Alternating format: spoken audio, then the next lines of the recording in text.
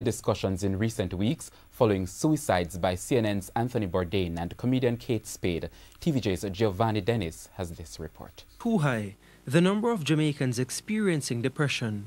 A recent mental illness and homelessness report commissioned by the Health Ministry revealed that more than 40% of Jamaicans have at some point suffered depression. 264 persons were treated at government hospitals for attempted suicide. Health Minister Dr. Christopher Tufton describes it as a big problem. It affects more people than we care to admit. There is significant stigma linked to mental illness. There is rejection, there is abandonment, and an unwillingness to deal with the issue frontally, and some ignorance too in terms of recognizing the symptoms when those symptoms occur. That ignorance on how to treat with depression and mental health is also rife in schools. The school-based survey indicates that the number of students experiencing depression is higher than the national average. It's quite alarming that it speaks to a large percentage of the school population who are affected by depression and some who have thought about suicide. Of course, there are a few that have carried it out, unfortunately. And so that information indicates to us in one certain term that we have to do a lot more to sensitize that age cohort and those who are their guardians. Dr. Tufton said the ministry will be training and sensitizing teachers, guidance counselors and other school officials to detect and assist students displaying symptoms of depression and mental instability who need specific intervention. We're going to be introducing significant more messaging through a public relations program, not just for the general population, but in the school system, to educate, to inform, but very importantly, to attempt to destigmatize this perception around mental illness and to hopefully get greater levels of empathy and interest on the part of the population to deal with the problem. He says the current Jamaica Moves campaign will be upgraded to include mental health messages and launched in schools as a means of combating depression. In the meantime, the ministry says persons who need help or know someone who does can call its mental health unit at 876-633-8259 or contact various regional health authorities. Giovanni Dennis, TVJ News.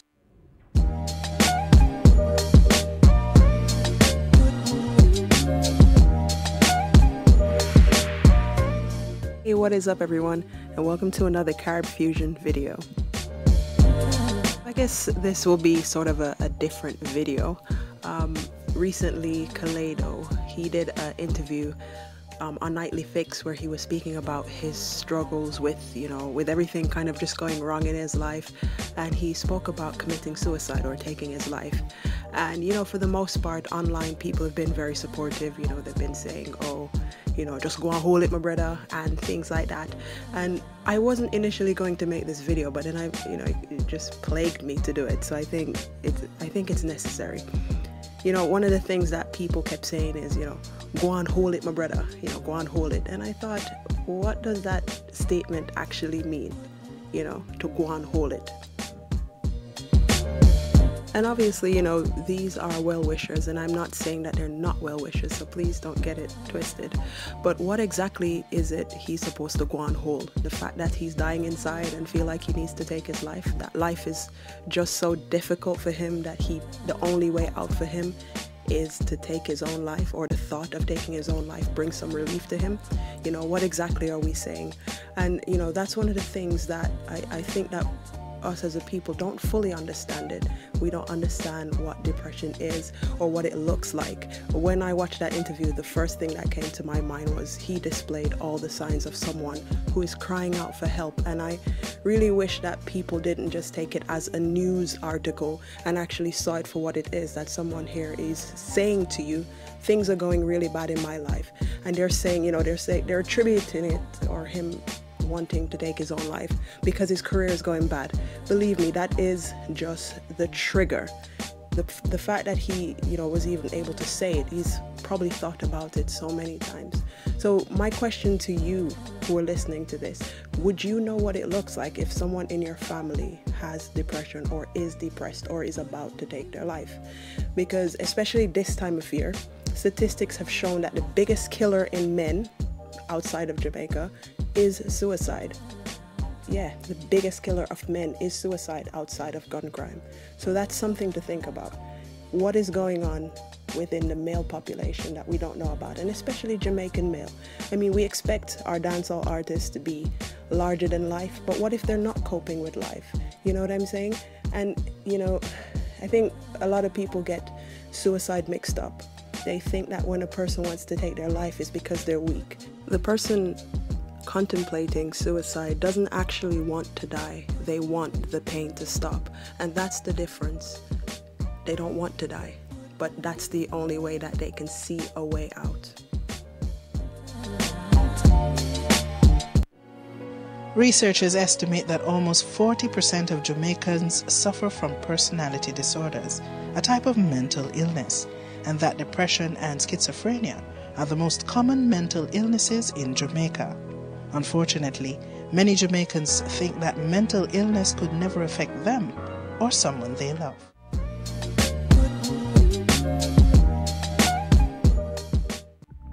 A lot of young people in Jamaica suffer from depression and don't even know it.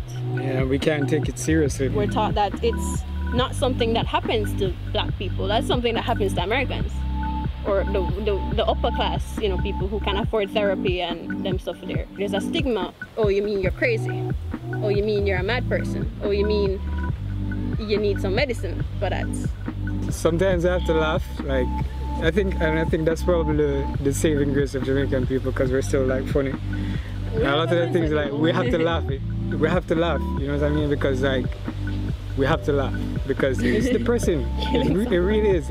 I'm not even trying to like exaggerate anything. You know, like if you're living here, there are literally things that you have to pretend like they're not affecting you in order for you. If you have something that you need to do, like if you have to be mentally well to do this thing, you have to pretend like all these million other things that are happening don't affect you. Not just your life, but the world, like the country and the world in general. You know, you might end up, you know, operating like something that's a little bit not human.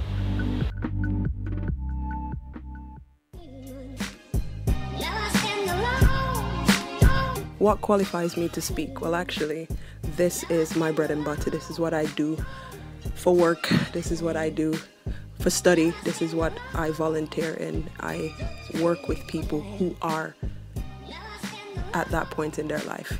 Okay, so when I see this happening, obviously if I'm on a platform like YouTube, I have to speak about it. It's my duty. So, I mean, what I want people to do is, you know, don't bypass this. If someone is saying this, they actually do mean it. And what can you do? You know, are there people in your family or around you that, you know, are not themselves? Or are we just passing it off and saying, you know, that's how he's always been? Really? We could probably be doing more. And I think this conversation needs to happen now. It's not just white people, middle-class people that has depression, and we need to know what it looks like.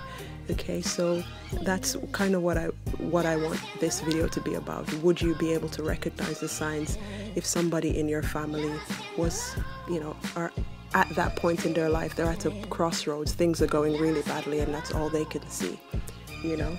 That's what I want people to start thinking about, recognizing the signs and helping someone. And if you're the person who are feeling that way, you know, do you know where you can go and get help and things like that? That's what I want this video to be about. I will leave some links in the description and also at the end of this video that you might find comforting or might help you to get some help if you're the one struggling with this, because it's not easy and people are not always understanding about what's going on with you. So I will leave that there, okay?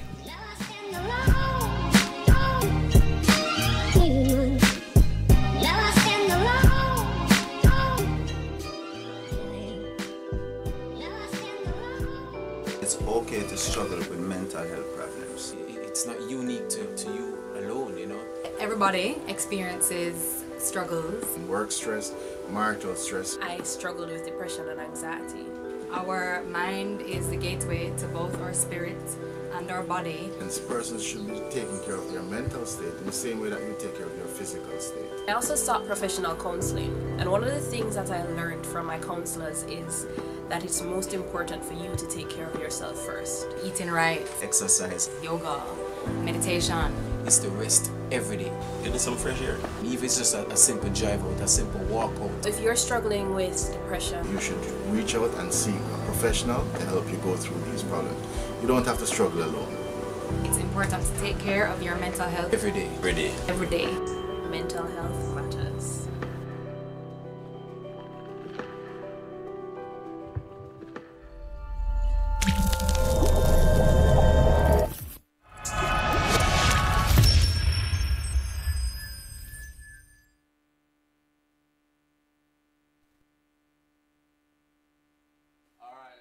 Going to talk about mental illness in Jamaica. There's a mental illness crisis in Jamaica. Yes. Right? So let me read this off first. Alright, so what triggers this? Somebody sent a link and said, please address the mental illness crisis in Jamaica. And I said that we have done this topic before, but I think we need to do it again, since people are asking to do it again. This stems from going through the Star, right? I'm telling you before, so the Star is one of my favorite papers out of Jamaica. This story says the elderly woman that was chopped to death by a madman, right? And as the story reads, it says an elderly woman was chopped to death in Falmouth, Trelawney, Usain Bolt placed that, by a man who is said to be of unsound mind. The incident took place Thursday morning near the post office on Market Street, and police reports are that Jocelyn Gomez, 72 years old, who lived at Wakeland Drive, was chopped several times by Damon Williams, a 21-year-old, who is believed to be of unsound mind. Williams has since been taken into custody. Remember the youth where chop up the little girl after him rape her? Remember the youth where chop up the little girl after him rape her? He was said to be of unsound mind. He was walking around. People were saying that for days he wasn't looking like himself, he never sounded like himself. Some doctors, they can't really explain, but them have a better explanation than religion.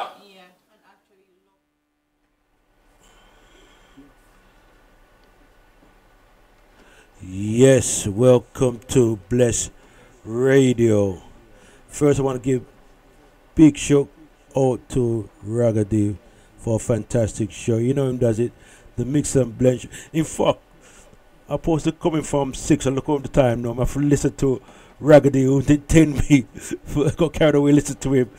Raggedy is what can you say about Ragga? He just loves music, you know. He loves more music than food. But at the same time, the man said that's not true, right? You know, we love more music than food, but that's not true. I think he loves food more than music. Because when you look at Ragga, boy, Ragga look big out there, boy. But I tell you the truth, mega sports Ragga, you know. So Ragga, you know, he's in good company when it comes to food and music. That's his thing. You know what I mean? I don't know who he's gonna marry, the food or the music, you know. You know, that's a hard one for Ragga, but Ragga, you know, he's a special. He's a runaway diamond among us, you know what I mean. So I have a big up Ragga all the time. I want to get big up to my fellow presenters and DJs on Bless Radio. Also big up to the management of this powerful radio station. See, now then, we're talking about mental health. See, and we've been touching it for the last 2 weeks, just touching it, and we heard a little clip. What's happening in Jamaica? Where a man a chop up, and the things that well, I don't even want to laugh, but as the brother said, he never looked too stable for a few days. Well, and the result of that, you can see, you know, him just. Anyway, he can't get wrong what him do, right? But that's the reality. See? That's the cold reality you're dealing with. And the reason why we're talking about mental health, because men don't talk, right? They will talk about football and talk about how much women them have and how much money them have, and they might touch about one or two things. But when it comes to issues, for example, prostate or diabetes or something like that, they don't really share among, among their peers. With women, they would talk. They talk to them girlfriends, they talk to this and that, and they're on the phone, and they talk. See? And to put things in perspective, that I had a friend, right? And someone told me this, right? A man me know hang himself. Literally hang himself. And it's weird. And when we started talking, he had everything. In fact, he was in the paper, right? He had a big job, make whooping money, a sweet boy still, see? Why he hang himself, I don't know. I don't know. But there's something went wrong with him if I hang himself. See? So the point I'm trying to make here is that, that we need to talk. Especially as men, we need to talk. And we need to create an environment. Environment where we could trust. And that takes time. Where we unload what we're going through the week. Unload, what person was happening to us. Talking therapy. Just unload. Because the fact that we're in an environment like this, and we're surviving shows that, this is just mental. You're bound to go a bit off key a little bit if you don't balance yourself out. See? The food's against us, the environment, racism, and we could go on and on and on. See? And but hoping that sister will phone in. I have to speak with her. I hope she want to phone in. But me and her had a interesting conversation the last couple of days. And she says that Duggie, she does a lot of stuff working in nature, especially those who's got mental health challenges. And she goes that she just goes into nature, just goes into the park, ground yourself. Especially when there's a lot more, just going to take your shoes off or your socks and bare feet and ground yourself. Glaze at the sun, hug the trees, talk to the trees. Nature, she says, the biggest healer. See? And one of the things we should be looking at here, right? Because I do believe when there's a problem, there is a solution. See? As I've been, talking to people, doing a bit of research, listen to what people say, right? I begin to learn so much, thing about this, man. It's so complex. So complex. Right? That's up. Wait, Ragga, you have a jacket? Yeah. Oh, all right. Ragga bottom here, yeah? So, it's so complex. Because, and in fact, next week, right, we do have a sister. Hopefully, she'll be here next week. And, in fact, we was talking about the whole thing about mental health. We were just talking about, because I said, that's what I'm doing. And she never looked at me because it was on the phone. I could see that she paused and she goes, Duggie, I used to work in mental health. I used to talk about policies and this and that and be an advocate for those who, unfairly being on medication and this and that and whatever. Our background is law. See?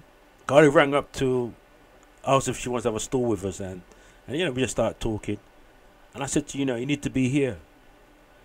You need to be here. She's going to be here with us next week and we're going to have a serious reasoning. So, and I know that a couple people are going to phone in and talk about this thing of mental health. Because it's complex. And I definitely don't have the answer. Only thing I'm responsible for and I'm committed to now that I want to talk about this subject matter, bring it more open out now. Because there's so much people out there, therapists and people who've done a lot of work in this particular area, we have to respect and see how we can talk about this thing here. Because, when we talk about mental, and I played a clip, it's not on this clip, it's clip in Jamaica where when people have, look when I say mental, they say, boy, that man a idiot, that man is sick, man. That man have obia and this and that and whatever. That man madman, And come on, man. You know, I mean, them kind of thinking is so crazy. You know, people think like that. See, we all got mental health, right? You know, there's physical health, there's spiritual health. We all got mental health. See what I'm saying? But it depends on what degree. You know, some people, you know, and it's quite interesting because some people just can be very fragile where they just can just flip. It could be a chemical imbalance. You know, some people can just eat certain kind of food. It just turn them one side. They'll be smoking and whatever. Some people smoke for so many years, not know what happened to them. Everybody's different. You know, some people drink and them turn mad, them turn like rapists. Some people, you know what I mean? See? Some people drink and them just cool. Everybody's different. Everybody's different. See? So, now this is a very sensitive subject. You know, and I'm, you know, because to be honest with you, the last few weeks, I said to myself, I want to do something around mental health. Now, I don't know what made me do. I said, I'm going to do something around mental health, right? And this really came about with being involved in an organisation called Men with Voices, and I really see the benefit of that. Really see the benefit, and that's set up by Hesketh. I said, let me just run a thing with mental health, and also another thing with men talking, because men don't talk. Men, let me put it quite clear, men do not talk like women. Women talk, men do not talk. See? Yeah, so we have Bless inside the host. I don't know if Bless want to anything what I've been said here, but we will be having a couple of people be phoning in, and they'll be sharing their experience and, you know, their expertise, because this what the show is about, really. And the other thing about mental, get people to really, because there are people out there on the field, and we respect those people on the field to share their expertise. See? Yes, Blair, you want to come in? Yeah, just listening to what you're saying. Greetings, everyone. You know what I mean? Yeah, I listen to our go on and with the mental health thing, and like how you're talking about that, not lately, but for quite a while, I'm seeing quite a lot of people on the high streets going on a way, like a kind of a way, like talking to themselves. You see what I'm saying?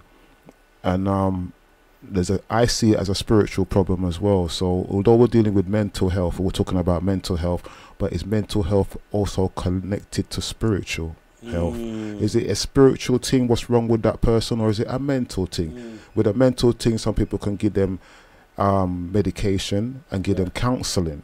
Right. But if it's a spiritual thing, the medication ain't gonna help.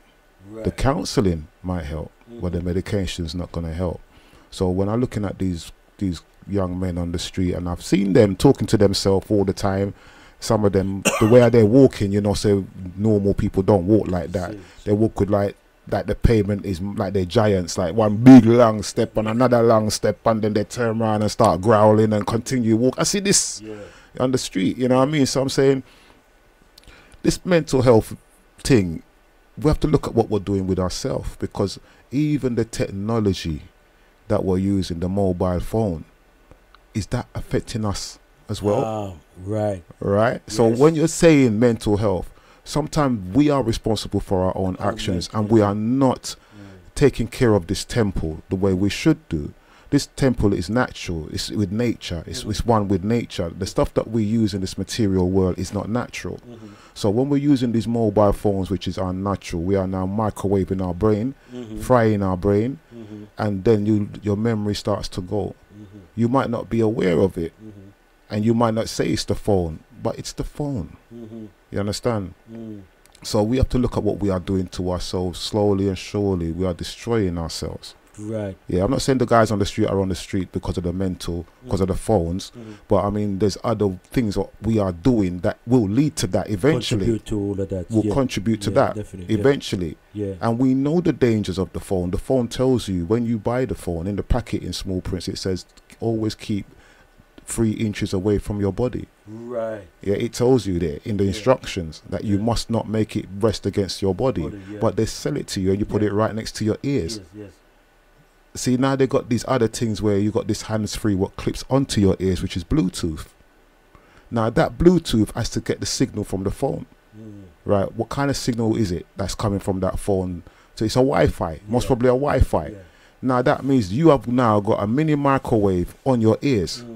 Now I'm telling people from my own experience what I've learned with these technology.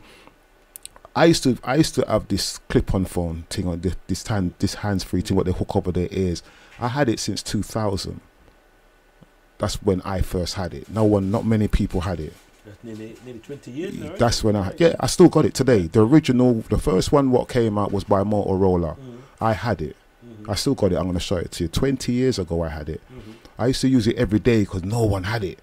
But now, after about a month, now you would say to me, Bless, what tune you going to play next? And I'm going to say, yeah, I'm going to play Bob Marley. I said, I'm going to play Bob Marley. Now, I might pick up this piece of paper and look at it. And automatically, I forgot what you just told me. Oh, right. And I'm going to go to, hey, Duggie, what tune you asked me to play again? I found myself doing that regular. My memory span was very short. And I was aware of it. And why don't I? But then when I put that away, my memory came back. Yeah. So this radiation, what we're putting into our body, into our brain, is also contributing to this mental health. But we're gonna find out when it's too late. By that time, the damage is already done. You know what I mean? So we're already contributing towards. We're already putting ourselves on the mental health path, and we know it. But we decide not to do it. That's why certain of the old time little phones, them you see these the Jew man. Enough of them got these little phones that don't even text. That you don't even have no Bluetooth, no nothing. You understand? I met a Jew man the other day and he goes to me, yeah, I'll call you. He goes, no, don't call me, just text. He ain't even phone it, it's just text. No, just the old 1998 phones they use. Because they know about the technology, they know what it does.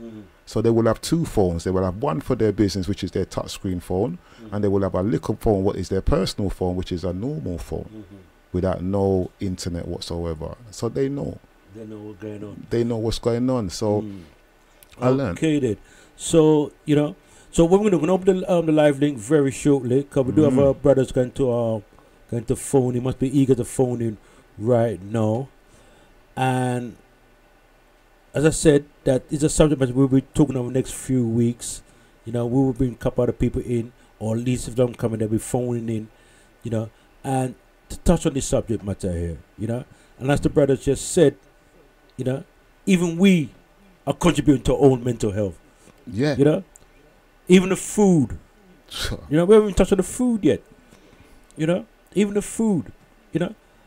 In fact, the great man, the Honorable Dr. Africa, said that we're digging our grave with our teeth, right? You imagine that, we're digging our grave with our teeth. So, you imagine, would someone literally dig their grave, know that you're gonna go in there for yourself? No, because we don't know no better. No, we do. Well, we just do what the Romans do. We know better, man. Because when we bring up from our parents, we know better. We know what's right and wrong. We know what's good for us and not good for us. But as we grow up, we feel to when it comes to food might be slightly complex still, because we've been conditioned or brainwashed a certain way. Because we kind of programmed to do things, on our autopilot, so to speak, So I would say we've been programmed. We've been conditioned, we've been programmed by the food. But yeah, that's right. By the food. toast buds, and all right, sugar, right? People understand it. Sugar's a killer, right? What sugar does is it turns mood swing and depression and so forth, because sugar's like a burglar. It robs all the nutrients from the body. Right? There's a book called Sugar Blues or something like that, and it talks about how it causes depression. See? So what I'm gonna do now, You're going to play a tune? No, I'm going to record more of this. Oh, can I add something before you play that tune? Come through, brother. It's on that mental health thing. A lot of our elders, some of them are given this Alzheimer's thing where their memory are going, right? And as I said before, we're saying sometimes we are responsible for our own demise, we are our own destruction. Now, we as the younger generation, I will leave you with this message: look after our elders, right? And we're not looking after them because some of us don't realize the pots that they're cooking with is what's causing the Alzheimer's disease, you know, good point. right? Because the pots are cheap. Remember our parents, them have pots since them come through the country, you know, and don't ask them to dash it away. They say, you know, allow me have this pot, but they don't realize the harm that metal is doing to them. That's why chefs use a certain quality pots, you know what I mean? And that's why some people put money over life and don't want to take that money, that when they're cooking something, the metal is not leaking into their food, which is going to cause their brain. Yeah, that's a good point, you know. Yeah? A very good point. Right, so that's what I would like to share with everybody. I wonder, can you read out the live link number for me, brother? Yeah, number to get you through. You can text, call, or you can WhatsApp. The number is 079 444 31366. Once again, 079 444 31366. You can also get us on blessradio.org, the live link, and so there's so much other things, YouTube and everything else. So yeah, we got Brother Duggie for this information, and next week we're gonna really go well into this mental health thing, but this is just a little warm up. Just a warm up to you, right? Yeah, till next week. Yeah. All right, bless.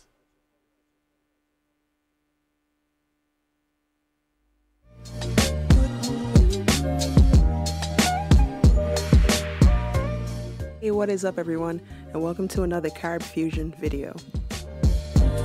I guess this will be sort of a different video.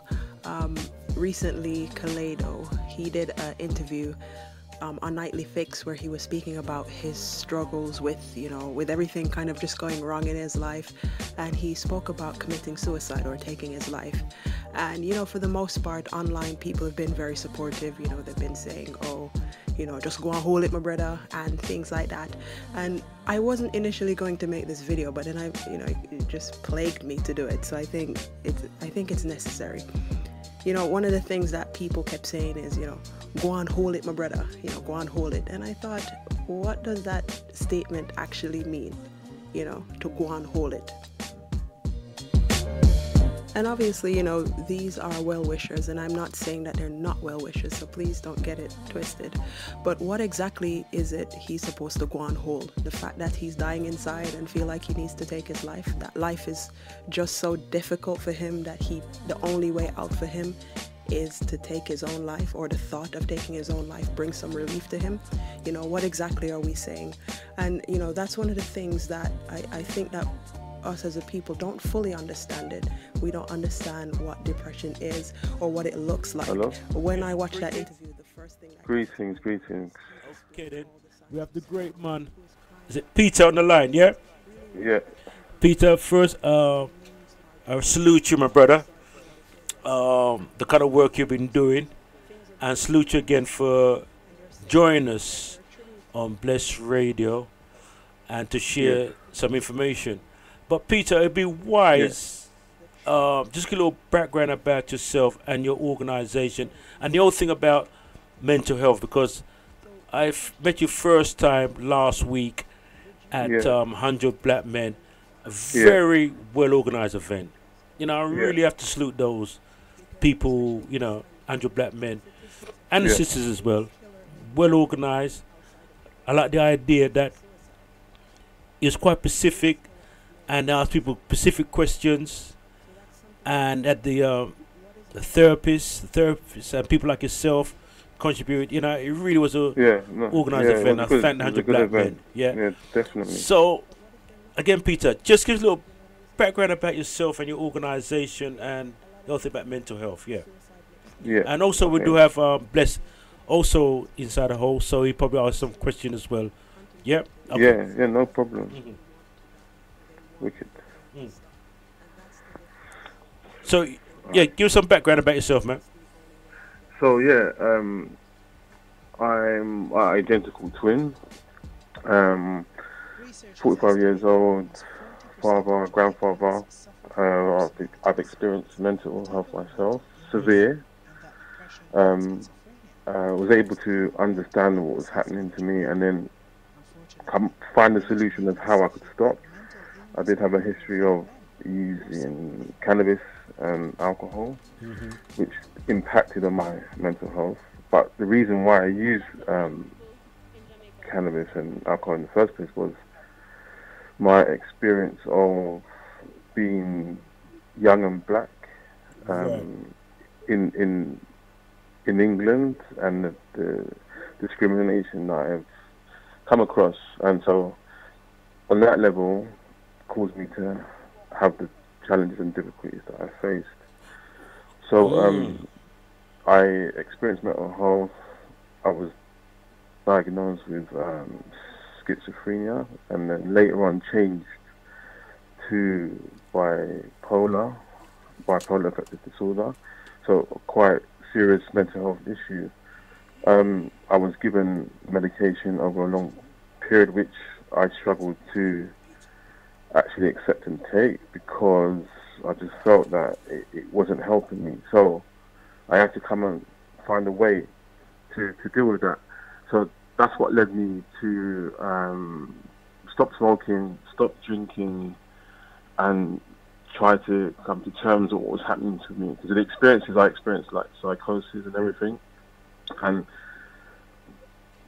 I now work in mental health as an occupational therapist, and I work on a ward which is early intervention. So it's for people that experience psychosis for the first time, and I see the challenges that are faced with young and old people, and especially young black men, because the hospital that I work at is overrepresented with young black men. And so for me, working in that environment allows me to support the individuals that I see there, and that's why me and a few others decided to set up Generation Next. So Generation Next is a play on words. So the NUR is short for nurture. So to nurture the next generation through support and understanding, education, advocacy, and mentoring. And I've seen firsthand, like I said, the challenges that are faced by not just young black men, but just, you know, if you have a darker hue, there is a system that exists, but it's very subtle, and if you're not aware it's happening, you can easily experience mental health. Like the event that happened last week, the 100 Black Men of London, talking about it's time we talked, and about suicide. I've experienced attempted suicide myself.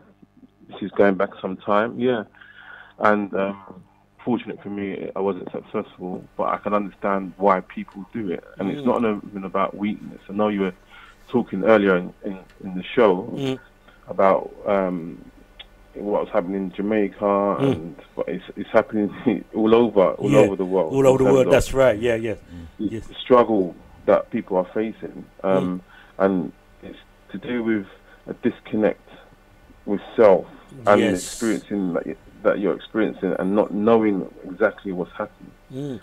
But Peter, sorry to match your flow, but I have to ask this question there. That when I was going to put it now, we say you try to commit suicide, right? Yeah. If someone came to you and said that there's a group where men can just meet and unload or whatever, would is that something you would run to, or to be honest with you, that moment when someone is so low that they lose all their confidence and self-esteem, even if someone did come and speak to me and say, you know what, there's this group over here that can support you, at that moment, for me, it would have been too late to say. I would have gone and spoken to those individuals.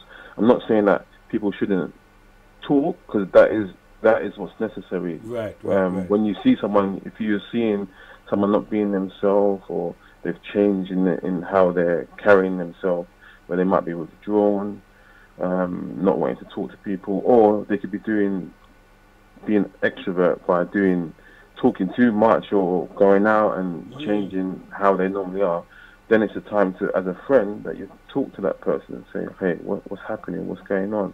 And like I was saying before at the event, not to be judgmental, but just to offer that space where the person can talk to you in that moment, where you're not sending them somewhere else, but talk to them at that time, and offer support, and so they can share what's actually going on for them. Yeah, Peter, can I ask you? Yeah.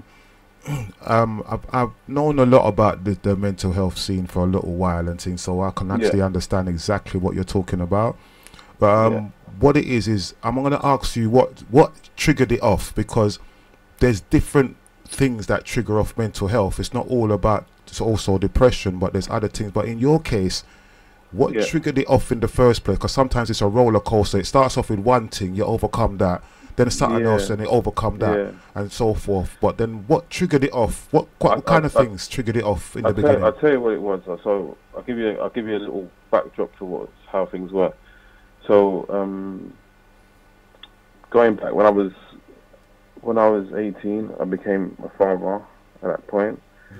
So I was a young dad, and then I started off as an apprentice electrician, and things didn't quite work out. So I lost that, and then tried to find work, and I couldn't find work. So I was doing working for agency, cleaning, waking up early hours of the morning to go and clean schools and toilets and stuff. And it was a struggle. And then I couldn't find a regular job, so that set me back in terms of how I felt about myself, being a young man, being a father, having responsibilities, and not being able to step up to that plate and do what was necessary. So that was a factor. Also, knowing or feeling that something wasn't quite right, because I knew when I went to school, I studied hard, and when I came out, I didn't get the grades that I needed as well.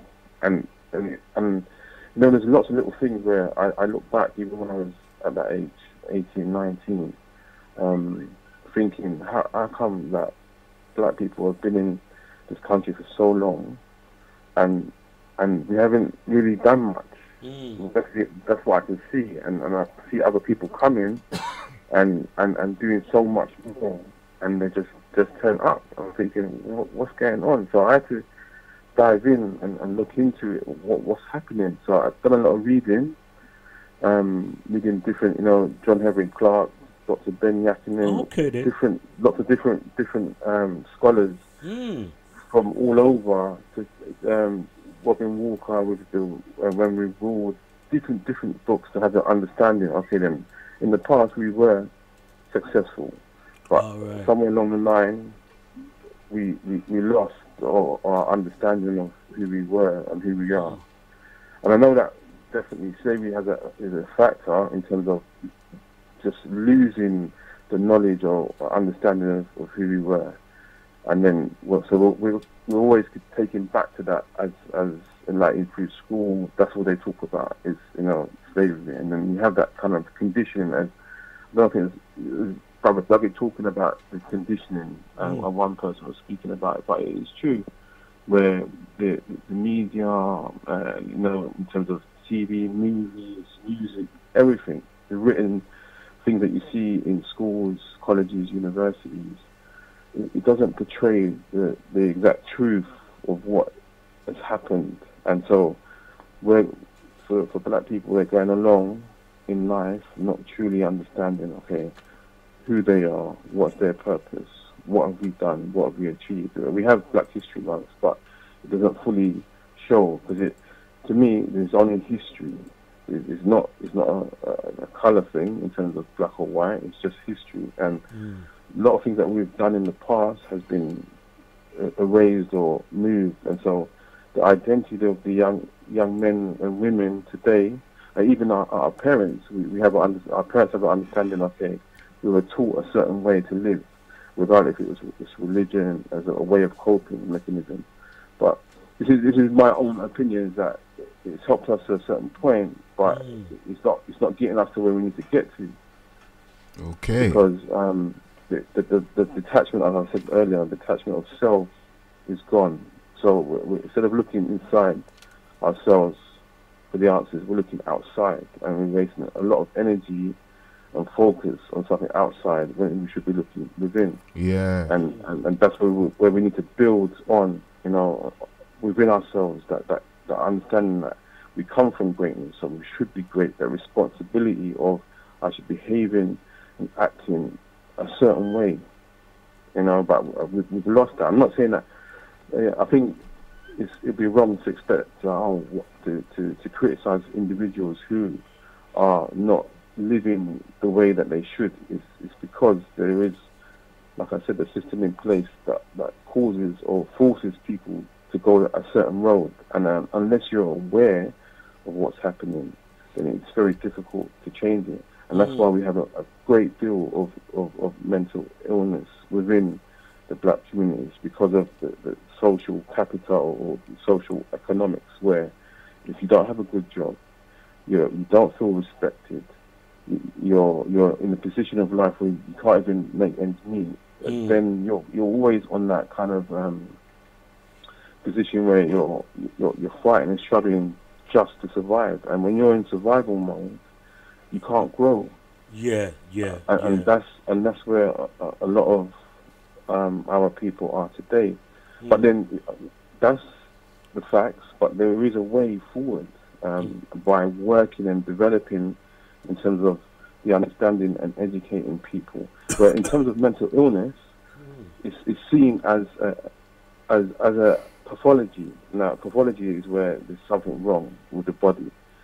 But in my experience, from my own having experienced mental health, I've had 8 episodes in hospital, most of them in a PT ward, which is a psychiatric intensive care unit, where being heavily medicated to where I'm dribbling and I just look just crazy, and that's down to the meds.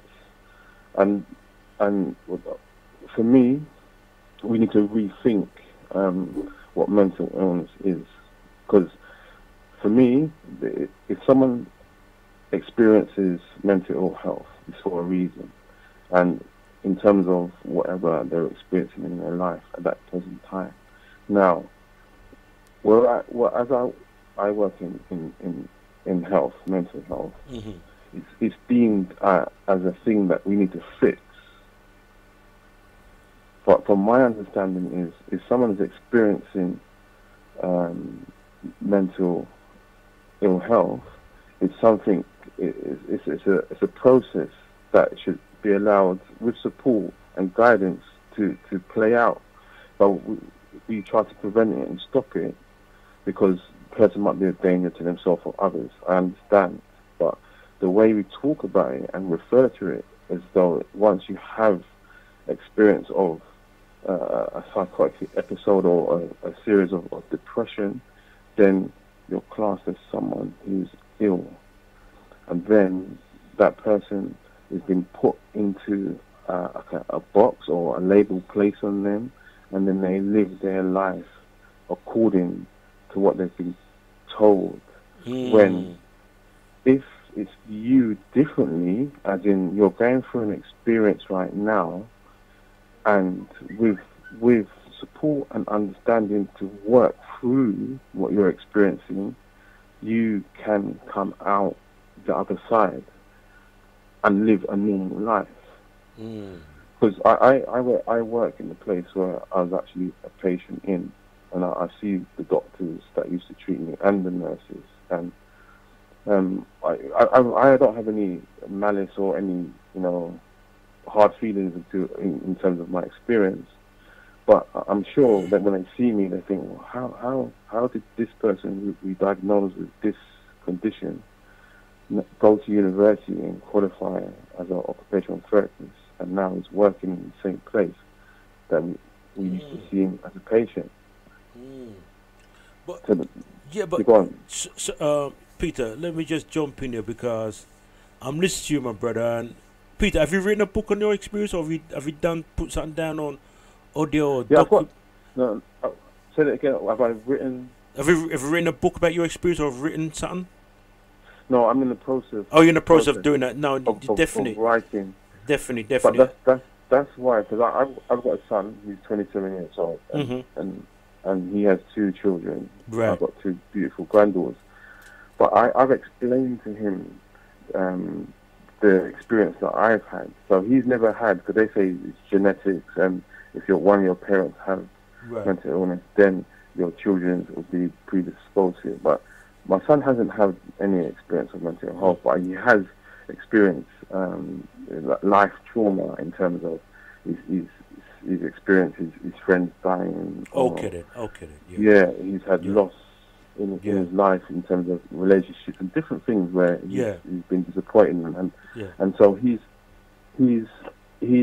had the opportunity if he was to experience mental health. But with the information that I've given and I've shared with him about my experience and what to be aware of, like for instance, cannabis. Now that is a fundamental factor for most of the young black men that I see in the hospital, where too much of it, and even smoking it, is not a thing that should be doing. I know people talk about eating it, it's a different subject, but just the use of these mind-altering drugs. It could be cannabis, it could be crack, cocaine, or whatever it is, amphetamines. Those things change how you think, change how you perceive, and then it takes you on to another level. Because there's another aspect which we don't talk about in Western medicine, but it's the spirituality aspect of things, and that's an area that is not discussed. Even in my profession, we talk about spirituality, but most times it pertains to religion. But there is an aspect. If you're from the West Indies or you're from Africa, we grew up and taught about juju, or different things where you could be affected or people can do things to you. And some people will think, it might be nonsense. But there's a reason why it exists, and we talk about it and we know about it. But yeah, so the individual experiences something where they're detached, maybe their spirit, something either can come into them, or their spirit comes out, and what they see, that's where the psychosis is, where you have no idea what's happening in reality, you detach from it. But it cannot be explained, or people don't listen to what the individual is saying about their experience, because even where I work, we might use words of person's delusional, or they talking about things in a psychotic way where it's not rational. But for me and my understanding and the way I practice, I think it's important the experience the person shares, despite me not being able to understand directly what they're saying. We have a word that's used. They talk about auditory hallucinations. That is a term used when someone is hearing voices. And in my honest opinion, we do not know. You said that it's the person's conscience, but me personally, you don't know where that voice is coming from. There's been tests and research done where people who are actually hearing voices, the part of the brain that they hear that sound lights up is from outside of the body. So there's a lot of areas where, as professionals, we're not 100% sure what's happening, and we try to do our best. But as I've seen, that there's more and more people coming into the system So the system and the paradigm that exists now, which is the medical model, is definitely not working. And there is plans. There are. I spoke to medical students the other day in terms of how they're being trained, and they're saying that what they're learning is looking at that. Okay, we know that medication doesn't 100% work, and you have to look at things in a holistic way. But then that message doesn't get passed down to everyone in terms of the service user, the patient. Well, Peter, I just want to jump in there because in fact, I had a conversation with this particular brother, and he was talking about the whole thing of mental health, and I talk about the NH Health Service, and and all that stuff there, and he was making some very good contribution, right? And he said that we should be working within the system, right? And I had to pause there for a little bit because I was saying to myself, well, yes and no. And the reason why I say yes and no, that to some extent they are the problem. The system is the problem. Lest we understand how the system really works and how they operate, we just make it more problem for ourselves, because as you've experienced, and in fact, Frank Bruno did made a point, and I've got it recorded, that when he was sectioned, right, and he was on medication, the medication they was giving him was so strong at one stage he fell in his face. And he was complaining about it, and he said one of the things he wants to do is to let people know that the medication they're giving to, and don't forget, Frank Bruno is a big time celebrity still, so if we did to Frank Bruno, what do you want to do to ordinary people? So the point I'm trying to make is that we have to be clued up what's really happening. You see what I'm saying? So the question you're up. Sorry to cut. No, sorry. Go on, Peter. Go on. Yeah, was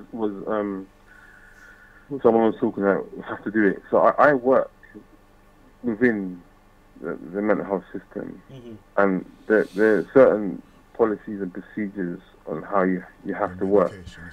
So I use therapeutic use of self when I'm working with patients, but at the same time, I have to make that clinical reasoning, whether should I share something that's gonna give someone hope that they can come out of the situation they're in, or if I do share it, would it negatively impact on them, where they see me, well, you're just like me, so why are you trying to tell me or be my therapist as an occupational therapist?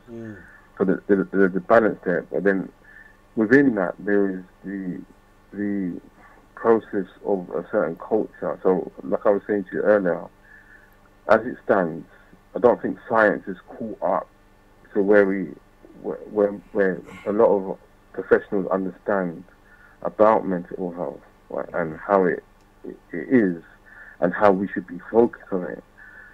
At the moment, like I said to you earlier, the medical model is key at the moment, where the psychiatrists and consultants, they say they have control of what the overall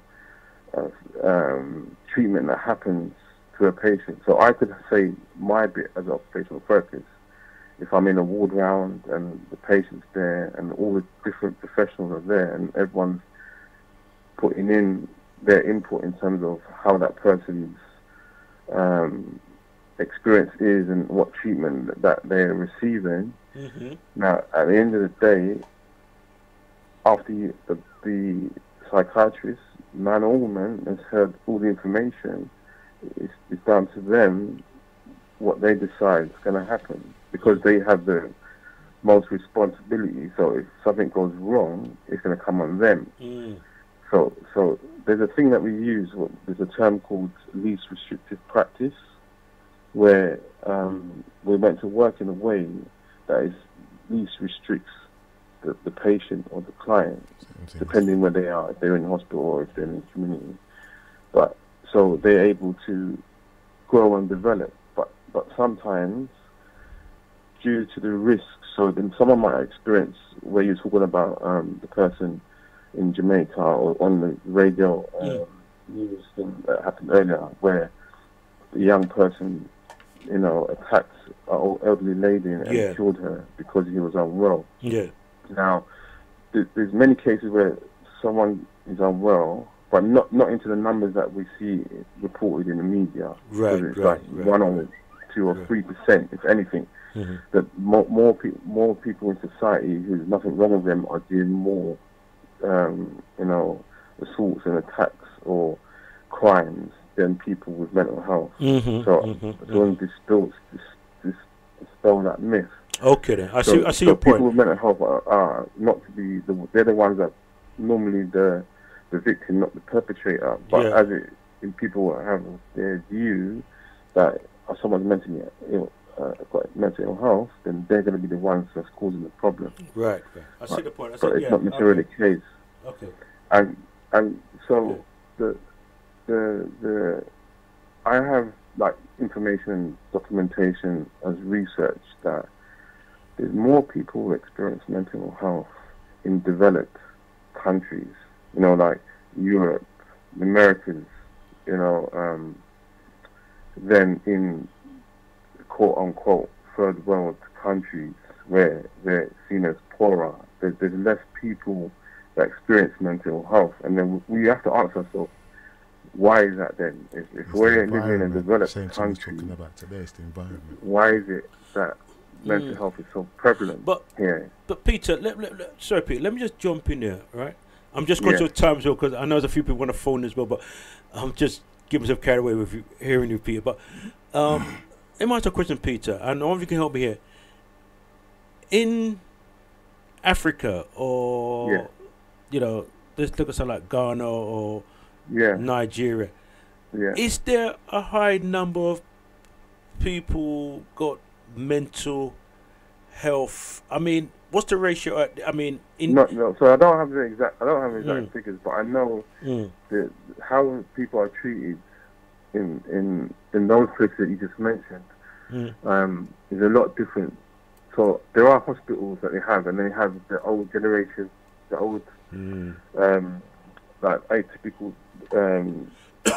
antipsychotic medication, the old medication that they give to patients. They don't have the new, but at the same time, the family network and support is available, and it's quite different to the setup. Yeah, that's right. Yeah. And also, in other aspects and other cultures in that area of the world, they view mental illness differently. I know some people see it as people being possessed and stuff like that, but that's maybe a small part. Other people see as a positive, like a rite of passage. I don't know if you heard of shamans before, shamanic. Do you understand what that is? No, what's that one there? So certain cultures, people, shamans are like spiritual healers. Okay, I've heard the name, but bring it down to us. Yeah, I've heard the name. I've heard the name. Yeah, and they view mental illness or the mental health experience as a spiritual emergency. Okay then. But not in the religious sense. Not in the religious. So would you say that? Sorry, Peter. Would you say that they're going through like a rite of passage, more of a healing, like a? So they're experiencing trauma. Trauma affects people in different ways. But the person who experiences trauma, where they could be clinically depressed, where they don't get up out of their bed, they don't wash, they don't do nothing, their whole life just stops. Or you might have someone who breaks, cracks, and then sees the world from a different point of view. And when I say see it from a different point of view, acting in a different way, which is not in the way of consensus reality, where their view of the world becomes distorted. But from their point of view, nothing's gone wrong and they're fine. So that's why when you try and speak to someone who's going through that experience, they don't want any help. They don't see it. They don't actually see that No, they don't have that understanding because of where they are. But I think, like I was saying, how we treat it needs to change. How we treat the experience that someone has, because that experience, if they're having it, is a necessary experience for them to grow. Because I say that in every crisis, there's an opportunity. Because I also work in the evenings and weekends at a thing called Crisis Cafe. So you mentioned that the NHS, they've got a 10-year plan. NHS England's got a 10-year plan, and they want to focus on mental health and having 24 hours, 7 days a week, access to people who are in crisis, so they can access places. And one of those places is like a crisis cafe where they can go if they're in crisis, because crisis is anything from losing your mobile phone to losing your glasses, or to you know, could be anything that the person experiences, or what you might consider not to be a crisis could be a crisis for someone else. So they can come in a nice, calm environment and sit down and speak to someone. About it. Then a plan could be devised, and then when they feel better, because they can come any amount of time that they need to, but when they feel out of a crisis, then we can put a plan together, like our advanced directives that was mentioned earlier in the show, where someone can put down, if I get unwell again, or if I say I'm in a crisis in the future, this is what I want to happen. This is the person I want to contact. This is the things that needs to happen. And so that person has a plan that what they can do, and they can take it and they can share it with other people. So if it does happen, if there's another service, then that service can know, okay, this person said this is what they want to do. They're in a crisis again. So it is a big area. It's a big topic. It's a big subject. Massive topic. Yeah, but what I want to leave, though, before I go off and let other callers come in and to speak, is that mental illness is not a life sentence. It's definitely not a life sentence. And it's an opportunity. Do you remember the phoenix? Do you remember the phoenix out of the fire and the ashes? And the fire becomes the phoenix. So it's a metaphor. So when you're at your lowest moment, when you feel that, you know, life's not worth living, or things are so bad, in that moment, if you can get help and support and to understand, if you can make it through that crisis or that time of your life, can help you grow into a different person, which is better than the person that you are when you're experiencing that crisis. Because most people are experiencing a crisis because things are wrong, things are out of place, they're out of sync. Well, what I say, Peter, your mess has become your message, you know, and that's. But I'm telling Peter, this is the first time we've really spoke.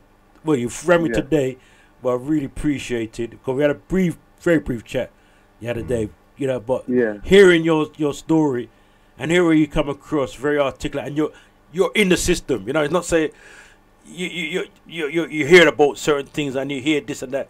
You actually see it, witness it, and you actually breathe it, and you can see it. And to get this information from you, like first hand, so to speak, you know, it's just amazing. It really is amazing.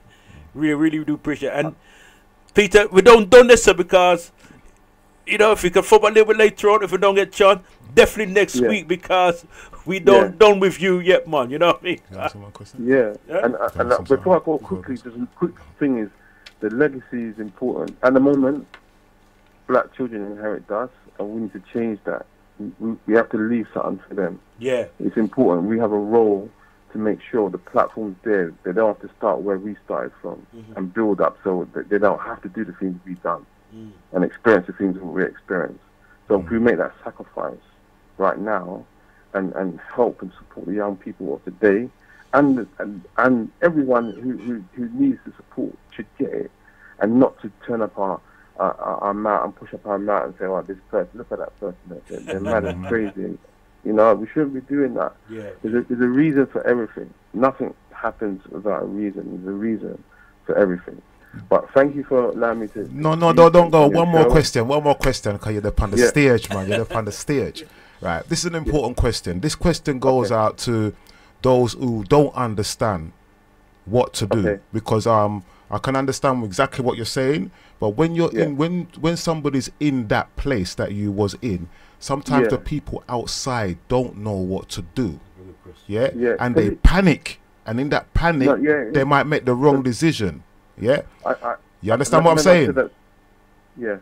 Right. So at the top of the show, I mentioned that as an identical twin. So I've got an identical twin who's experienced the exact same thing I've experienced.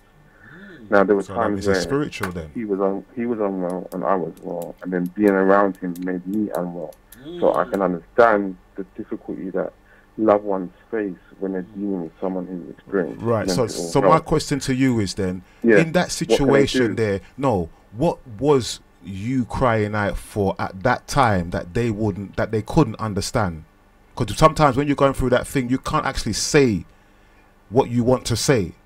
But now you can say what you want to say. What would you have said at that time for them to do? Because they can't see what's going on inside you. You know what? There were some people that I come across, even in my psychotic state. There were a few members of my family and friends that spend the time with me and sat down, even though they might have been a bit frightened of me at the time because of the way I was behaving. I was unpredictable and they weren't too sure what I might have done, but they took the time and sat with me and spent time with me. And that in itself, I know that some people it might be challenging for them to do, but just that little time, I can remember the people that did that for me, and I respect them with the utmost respect for what they did. To allow me that time and space that I could get some comfort. Because when you're in that mode, there's no place of real safety to you. Because everywhere is uncomfortable. You've got no patience. It's difficult. It's a difficult place, a very difficult place, and you're right. No one doesn't really understand. They don't understand. Taking that time to be with that person, even though it might be challenging for the family member or the friend to be around that person, but to treat the individual with respect.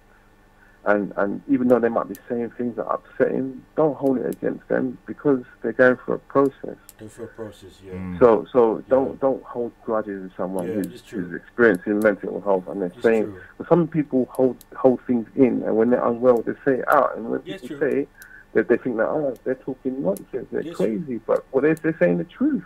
It might be tainted a little bit because of what they're experiencing, but there's a lot of truth in it. What people are saying at that moment. And we shouldn't brush it under the rug or, just turn our back in it or turn away like it's nothing to do with me, nothing to see here. We should embrace it and say, okay, how can we help? How can we help this individual and support them? Yes. Yeah. That's it, man. That's an important question because, as I said, I like yourself, I know about this thing. But one of the biggest mistakes what I find parents and family do, they don't know what to do, some of them. You see what I'm saying? So that's why I asked you that question, because on the outside you gave the answer, they can't see where you're at, you know what I mean? So sometimes they do know what to do without being afraid, without running away, without panicking and phoning the ambulance and sectioning them straight away, because after people that's being sectioned, they didn't need to be sectioned. It's because the parents didn't know what to do or how to approach them. But I would say though, if someone is at that point where they're detached from reality, then they do need professional help. Yeah, or if they're going to harm themselves. At that point, that person's detached. They can't come back on their own. That's what I'm talking about. Yeah, they can't. So the parents ain't wrong, but it's when they're there, support them while they're in the services. To turn up at the ward rounds, to turn up at the meetings, and to be an advocate for their loved ones and their children, their family. That's what they should do. Okay. Yeah, definitely, man. All right, Peter. First, again, give thanks. Because we haven't finished yet, but we have to put a pin with you. because we do have about 2 or 3 people are burning to our phone in. I probably might have comment what's been said about. Give thanks, right? And I'll probably be speaking for you tomorrow, to be honest with you. All right, no problem, definitely. No problem, all right, give thanks again. Love and respect, brother. Love and respect. All right, that was a beautiful brother, Peter. And I just met Peter, just read me today, in fact, you know? Yeah, just read me today. Yeah. And just a conversation, and I said, weird. And I said, all right, then, when he was phoning on the radio, and I was very impressed, you know, what he's been through. Very impressed what he's saying. Because we need to know. Yeah, we need to know. We need to know. And us as a people, when I say we, not just us in here, but us as a people need to understand what's going on mentally and spiritually. Because it's also a spiritual thing. Sometimes our people are getting spiritual attacked and they don't know. You understand what I'm saying? So okay, then. We've got someone on the line here.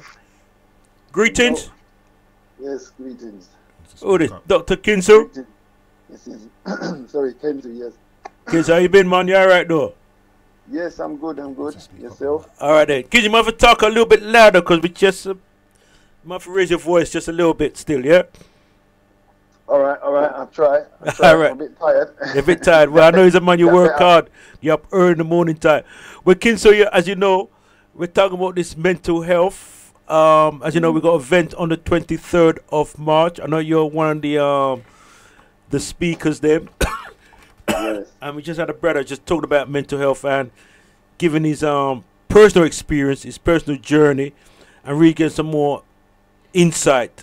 And one of the questions is that Bless was asking, a very good question is that, I mean, what do you do, especially with parents who see your child going through some stuff? What do you do? And they get kind of frightened and they obviously call in the doctors and this and that. And next thing you know, there's section and whatever. And sometimes they don't need to be sectioned, but sometimes they do, sometimes they do, sometimes they don't, you know, and you know, and thing. But this, as you know, Kensue, I know you do a lot of work in this particular area, especially your thing about relationship you have with your parents, and you've been attached from the environment, etc. So I wonder if you could bring your spin to the table. And again, Kensue, we really appreciate you with your insight. No problem. Yeah, man, appreciate you too. Pleasure, it's a pleasure. All right, so yeah, I mean, yes, it's always hard where to start, but we'll find somewhere. You know, because mental health, because I have personal, when you talk about personal experience, I have someone close in my family, right?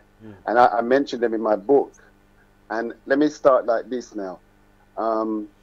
What in the book, what I've explained is that the child, the male child, was born, his testicles did not descend properly, right? Now that's an illness, what they call cryptorchidism, and they have their treatments for it, which, you know, we may agree with or not.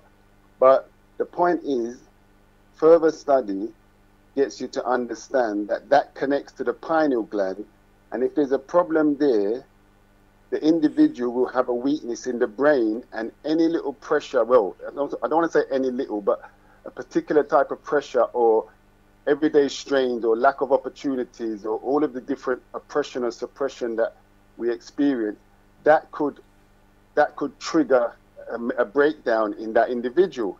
You follow me?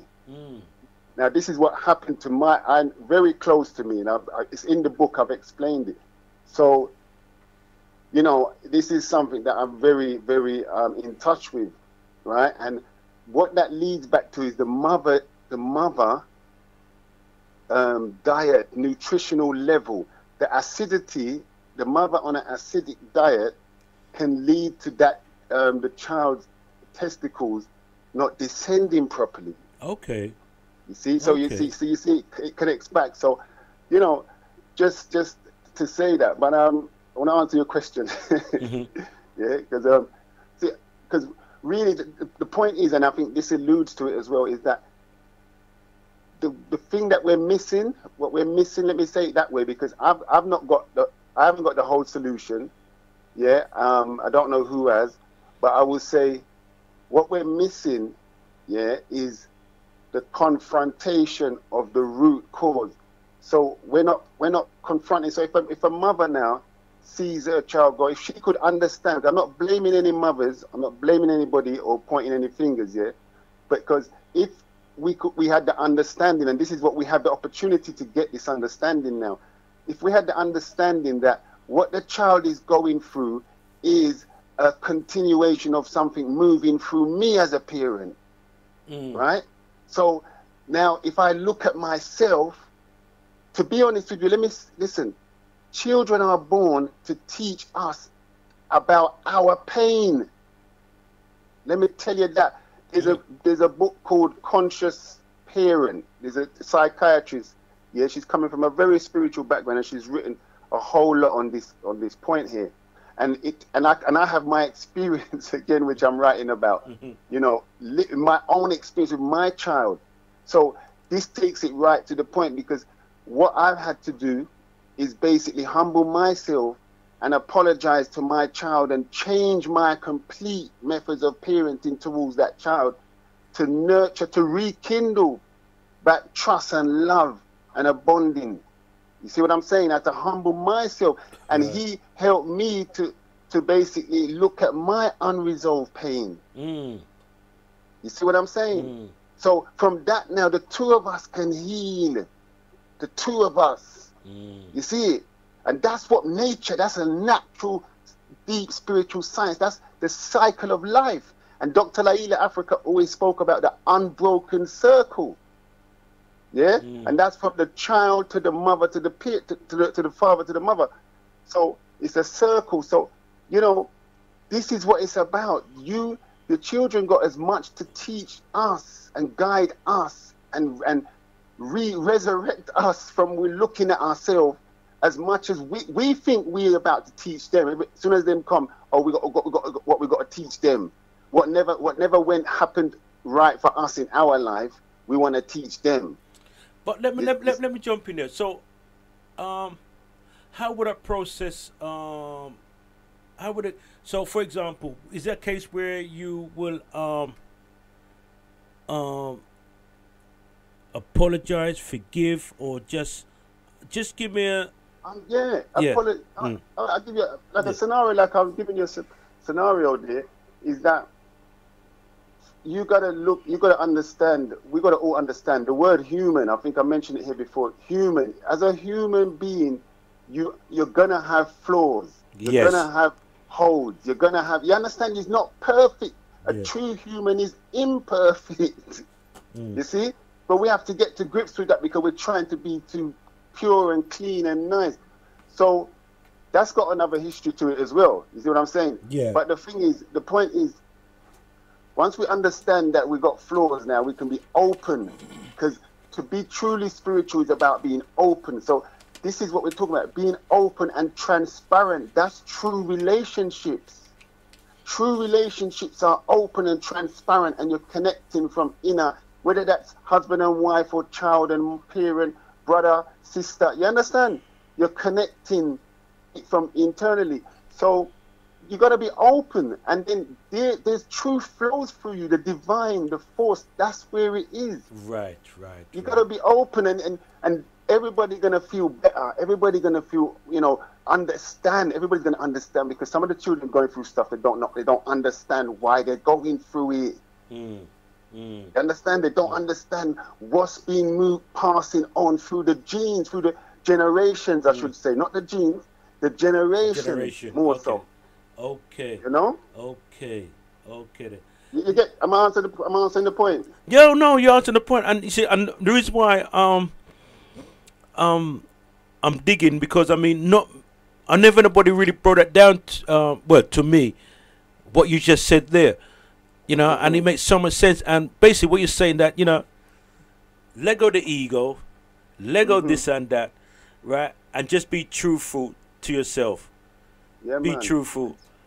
And just embrace life. Embrace life. We've got to learn to embrace life. I'm not saying I'm fully there, and if there's ever fully there. But it's just a journey. But it begins with awareness. See, once you got awareness, that in itself grows things. That is what we need to understand as well. Awareness is like it's a subtle energy like soil to grow anything.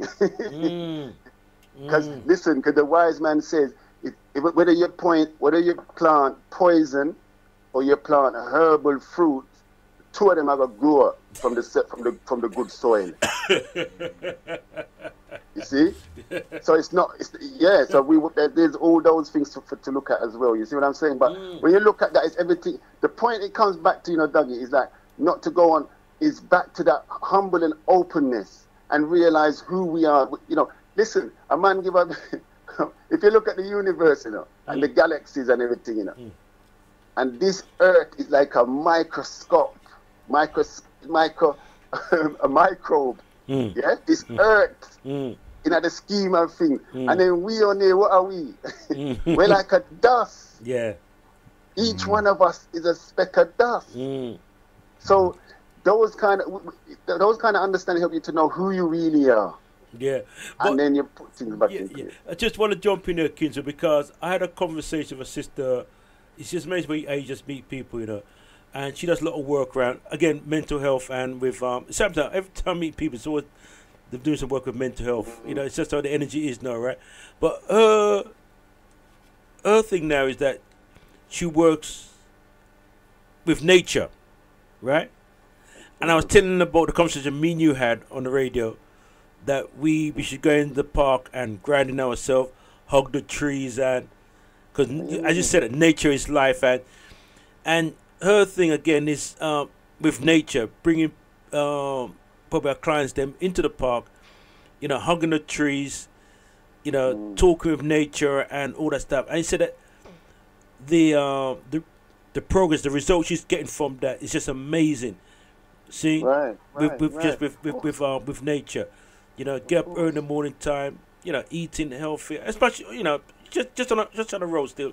But the whole thing about nature again, and you're the one who kind of touch on that. But I wonder if you just touch a bit more on the whole thing about the, because I mean, again, you're the one to bring that to the table last time, yeah. Right, yeah. Well, I mean, yeah, again, a wide thing. Nature, there's so many ways to look at that, but on a basic level, because that's what we've got to do. I think we've got to bring things down to basic, everyday understanding nowadays. Because a lot of information being flown around over the years. Yeah, true. You see what I'm saying? So we're saying, right now, if you breathe in a breath of air, if you breathe, as you breathe, let me tell you something. Everybody needs to know a tree or more is helping you breathe. Right. Right? Now, they say there's a 433 trees to every one person in the UK. 433 to you. To you, right? Yeah? Okay. 433 trees to you one, and in every billions or millions of people in the UK. Right. But I'm just making a point. So when you go into a park, if you walk into a park, what I experienced, immediately the atmosphere changes. A good park is well treated, because that's the kind of places I treat. Yeah. And the atmosphere changes. If you really pay attention, you see, the whole vibration change. If you sit down and analyze, you feel different. The smell is different. Yeah. You know what I'm saying? You look at the tree, just to connect. It's just because that's our body is that. Yes. You understand? Our body, we are that. So it's a real, it's a long journey, but why? You have to start somewhere, one step at a time, you know what I mean? But start with the food. The food is a great place to start, because for me, as you know, is one of my starting points. And when you understand that everything that you're supposed to eat is already cooked. I'm just saying to understand that. We don't have to jump and say we're going to run 100% raw food, right? But to understand that everything that you're supposed to eat, the science is too precise. Nature's too precise. Yeah. Don't mess around. There's no mistake, right? So you don't have to cook no food if you want to choose to live that way right now. So, and inside of each fruit, especially coconut and then fruit, that water has a vitality. They call it setem, they call it prana, life force, emotion, energy. You understand what grows you, and and then when it connect, what we need to understand inside of us, when Dr. Lail Africa and then man speak about the liver and the melanin in the liver and melanin in the nervous system, right? You have to know, say, they're talking about a high level of intelligence in the body, in each and every one of our bodies. A high level of intelligence that can convert anything into the body within hours. Boom, bam. Yeah? When Darwin said it take 100 years, how much? 1,000 years to convert for evolution. You know, but the human body can just do that within hours. You know, you eat a food, boom, the liver. It's a miraculous thing, but there's so much for us to learn along that. But, you know, and we can only gain. It's nature. It's vast. All right, greetings, Kensue. Right, Kensue. Is it Dr. Kensue? It's you, Dr. Kensue. Yeah. Oh, go on. Kensue will do. Who's this? Bless.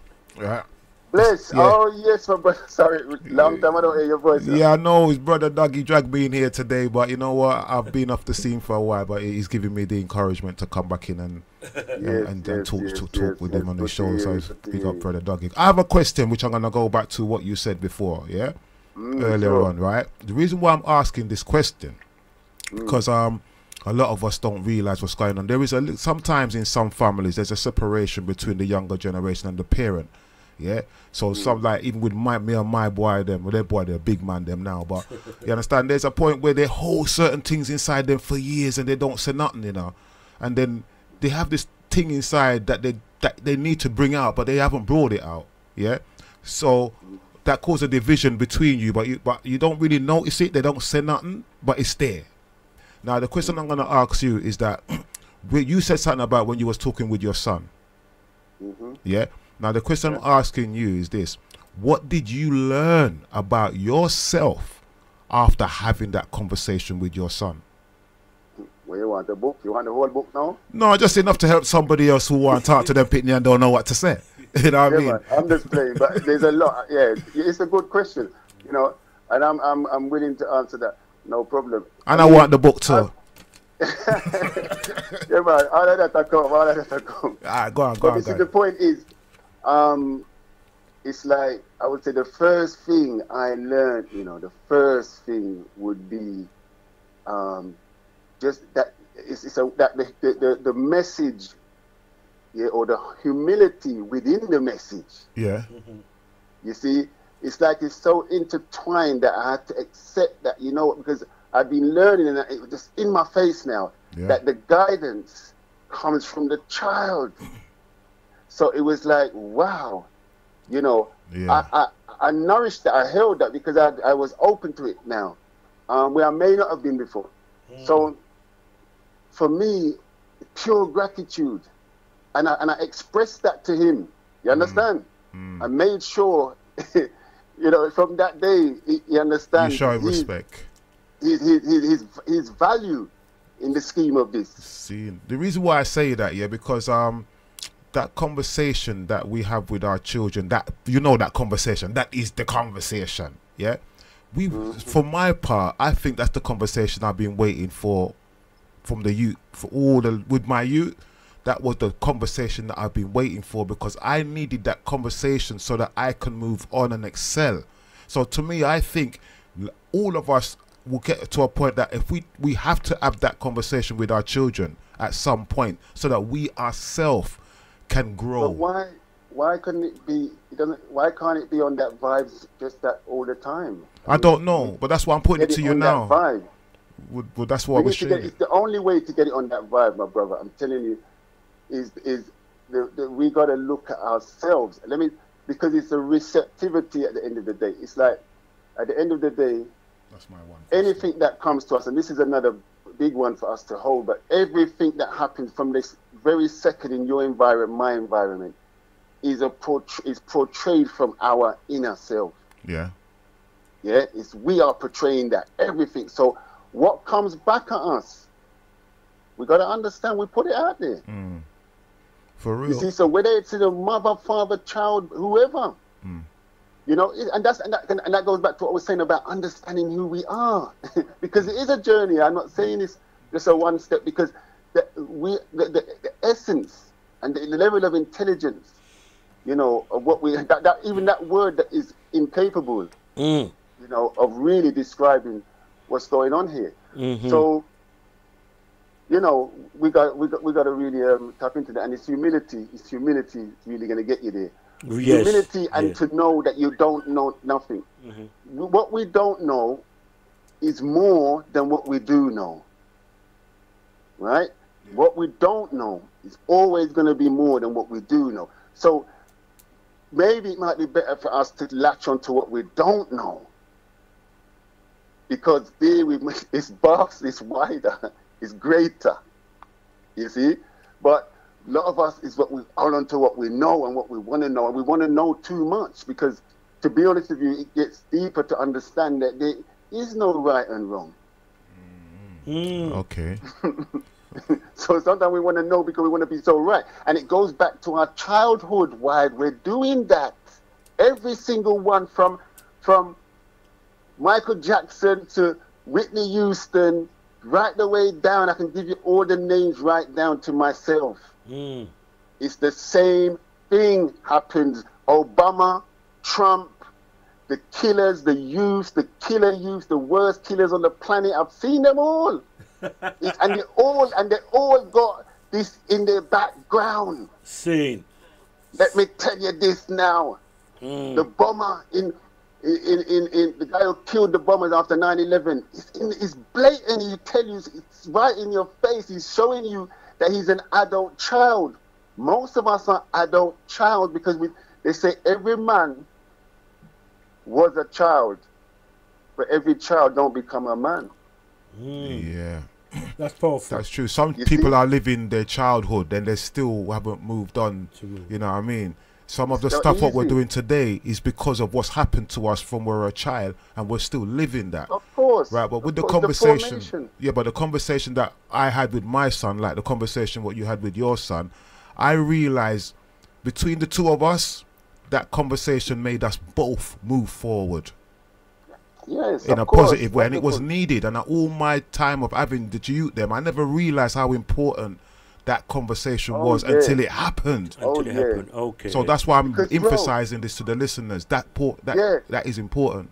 Because one thing, as you asked the question, was you just prompt, is one thing they understand. They don't look at what we say. They understand authenticity and inauthenticity. When they're young, and if you're not authentic, you're off, and you're inauthentic, and they're not going to accept you, and that's the problem a lot of our adults having out there.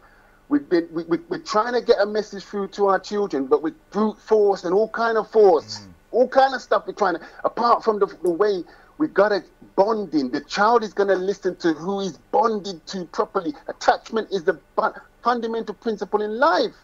Attachment and authenticity follows.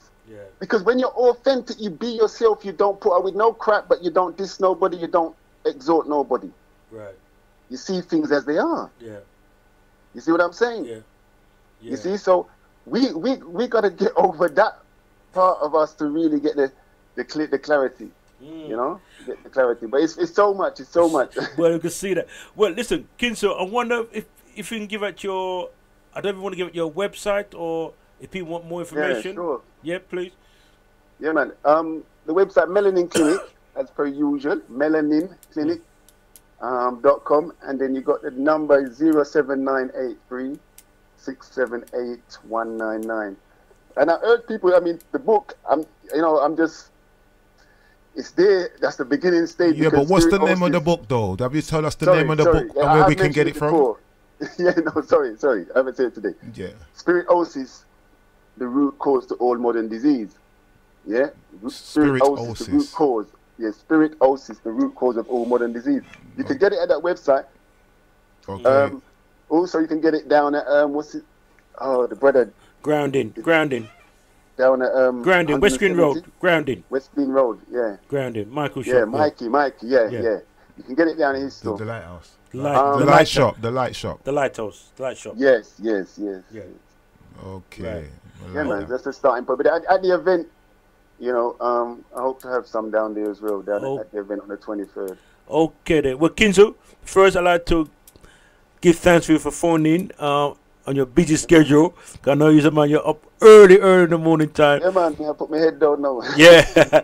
So we give thanks for you to really share some information.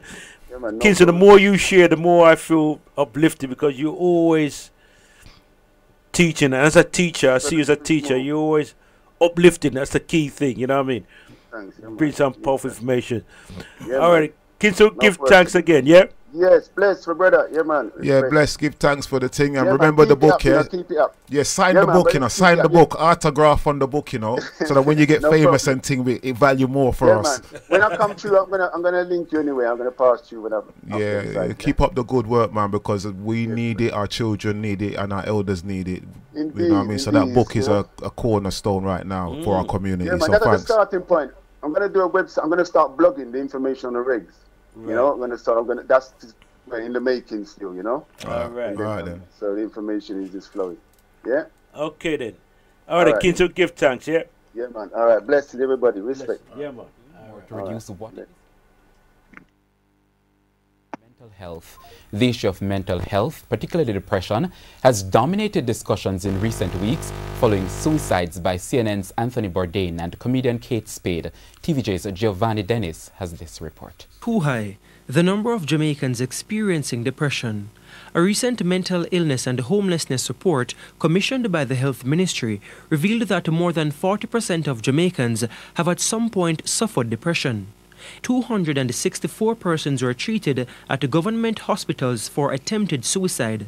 Health Minister Dr. Christopher Tufton describes it as a big problem. It affects more people than we care to admit. There is significant stigma linked to mental illness. There is rejection, there is abandonment, and an unwillingness to deal with the issue frontally, and some ignorance too in terms of recognizing the symptoms when those symptoms occur. That ignorance on how to treat with depression and mental health is also rife in schools.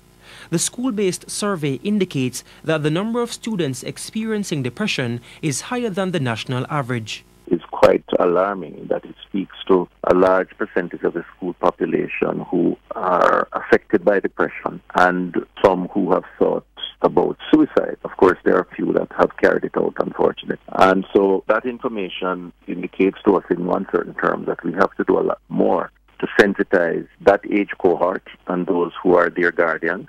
Dr. Tufton said the ministry will be training and sensitizing teachers, guidance counselors and other school officials to detect and assist students displaying symptoms of depression and mental instability who need specific intervention. We're going to be introducing significant more messaging through a public relations program, not just for the general population, but in the school system, to educate, to inform, but very importantly, to attempt to destigmatize this perception around mental illness and to hopefully get greater levels of empathy and interest on the part of the population to deal with the problem.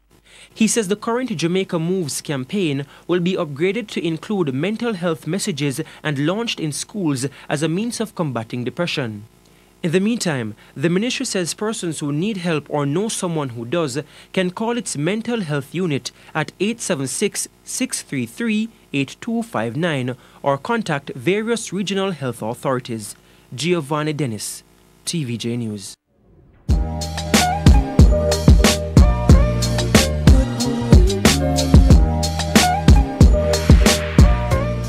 Hey, what is up everyone, and welcome to another Carib Fusion video.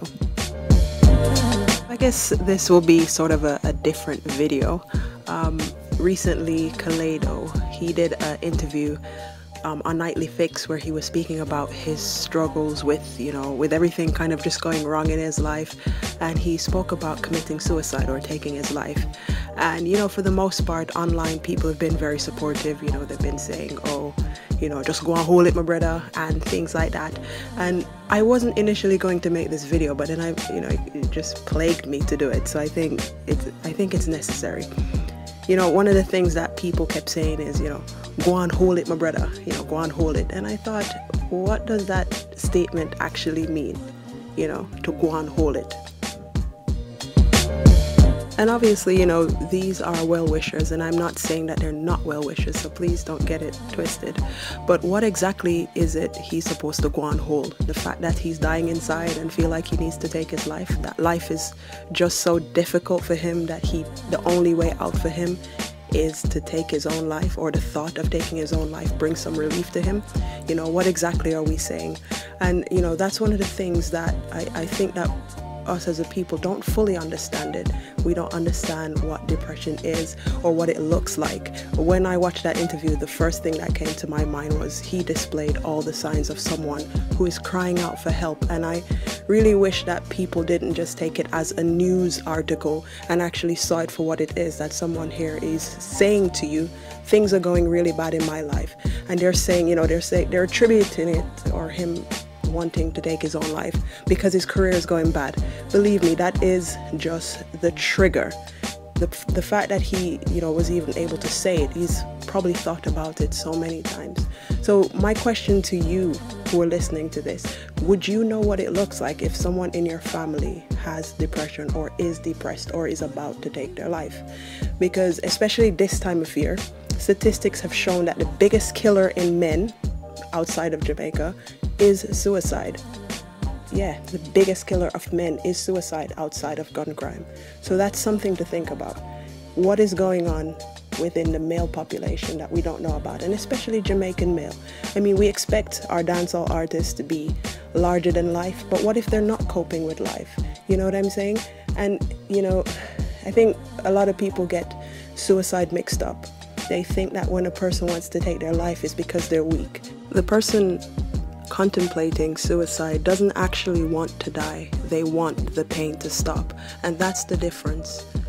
They don't want to die, but that's the only way that they can see a way out. Researchers estimate that almost 40% of Jamaicans suffer from personality disorders, a type of mental illness, and that depression and schizophrenia are the most common mental illnesses in Jamaica. Unfortunately, many Jamaicans think that mental illness could never affect them or someone they love.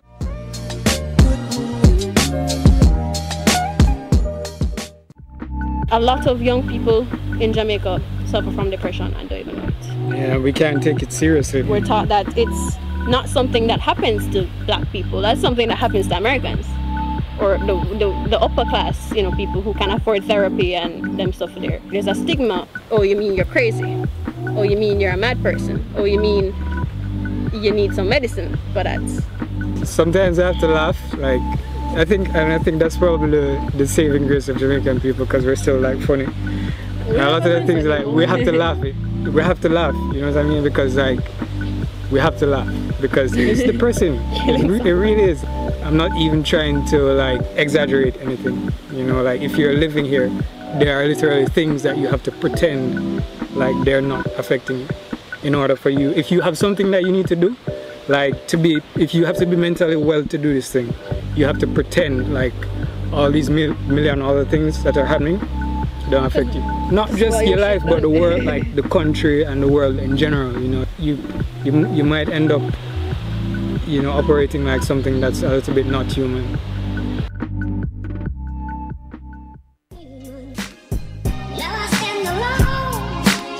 What qualifies me to speak? Well, actually, this is my bread and butter. This is what I do for work. This is what I do for study. This is what I volunteer in. I work with people who are.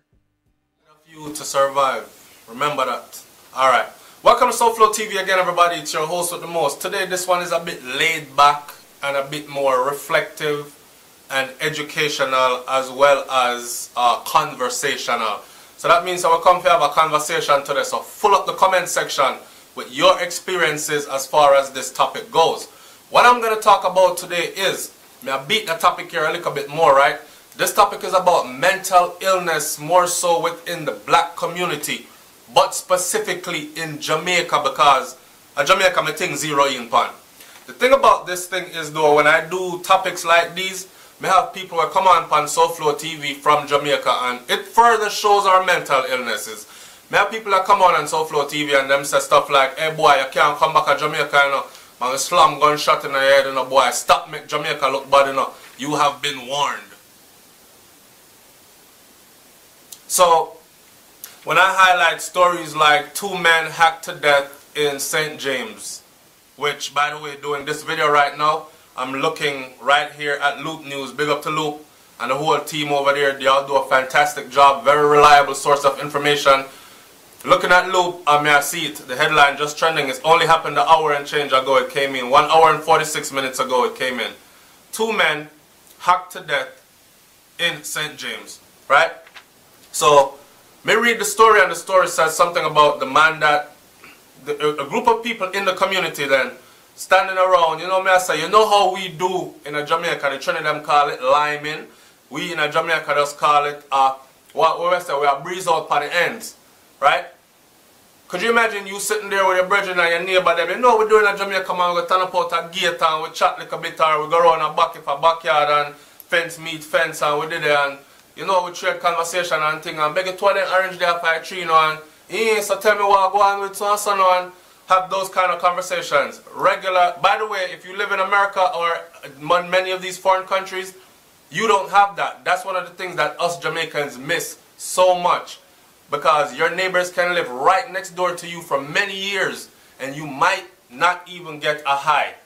But I couldn't talk about that. Let's talk more about, well, you're going to get a hi if they want something from you. But let's talk more about this topic we come to talk about today. Mental illness in Jamaica, specifically in the black community worldwide, but more so in Jamaica, right? So, people sending these types of threats. Like, I'm not the one that's making these things happen in Jamaica. That's the first thing that any intelligent mind would understand, right? I am not the one that's making, and you sending threats to me for highlighting the things that are going on because I use these things to draw a parallel to what the hell it is I am saying to you. Don't fault me for that.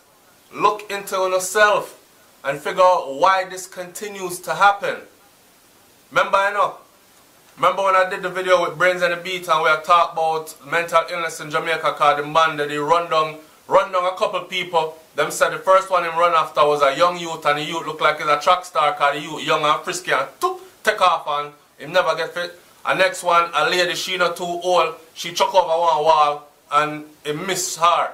Him run down a girl now, it's like the girl never expect it or never think him did serious or couldn't run fast enough, chop her up. I saw the video where he was standing in the road with the machete over the girl body, and him there have conversation with people with him bloody machete like, yeah man, and dog son and police are pass like them afraid for corral the man, right? So the mental illness thing in our community, why does it continue to happen? And one of the biggest things I place the blame on is religion. Yeah, a lot of people are gonna say, so Flow TV I want atheists, you know, him not believe in a God, you know, and all these other things. So let's break this down in a couple of topics. 1, does religion help or hurt when it comes to mental illness in the black community? Here's my answer to that. Remember, this is my personal opinion. You can't flog me for my personal opinion. As long as you're not disrespectful in delivering your personal opinion here on Soul Floor TV, it is more than welcome. This is how we dialogue, okay? I don't expect everybody to say the same things I am saying. The question is religion helping or hurting? All right, let me tell you something. I find religion to be very oppressive. There is some good in it, but it's oppressive. Here is the good in it, and here is why it's oppressive. The good that I find in religion is this. If a person is lost, completely lost in the world, religion can be a guide to guide you into some life of morality then. That means that if you're out there and you're not care, you know what I say, you're a woman and your drawers drop to every man, you're a man and you want to jump on every woman, and you live loose, and you full up your body with alcohol and drugs, and you consume all these things, and you live in dirty with no conscious mind frame, mindset, no conscious behavior, you just a go so. Then religion can be the thing to actually slow you down, make you get rid of all these damaging behaviors, and actually focus on God. So in that sense, yeah, religion is good. But religion is oppressive in the sense that it forces people to look outside of themselves for help. I'm going to say it again. It is damaging in the sense that it forces people to look outside of themselves for help. And I'm going to explain that look outside of yourself for help thing in a minute. Stick up in and let's get into this other question first. Do I, SoFlo TV, believe in God? Yes, I believe in a God. But here is my thing about that believing in God thing, right? God, to me, is not the God that there is to you, for instance. And I don't believe that any man should tell another man who God is. You have to go find God for yourself, right? Which brings us in a circle right back to this religion thing. Now, me saying that religion is oppressive in the sense that it forces one to look outside of themselves and to depend upon all, it forces you to depend on all outside sources. Think about it. Especially say Christianity then. You're forced to like pray to some God that's in the sky somewhere or is unseen and floats around all the time. And is supposed to be there when you need him, but yet still me never see a people so destitute, but yet still believe that there is hope and rescue coming, which never comes their whole lifetime. So then they hope that, okay, I am meant to suffer in this lifetime because my glory is in heaven, or my glory is after this lifetime. If God loved you so much, why would he give you this lifetime of suffering? I don't get that. I don't get that. So religion is oppressive in the sense that it forces you to look outside of yourself. Here is my thing, and I'm going to tie this story in to religion, what it has to do with mental illness, how it's preventing us from getting to the source of the issue, right? Religion and mental illness for me is very personal. Let me tell you why. Alright, so I went away on a long ass deployment, right?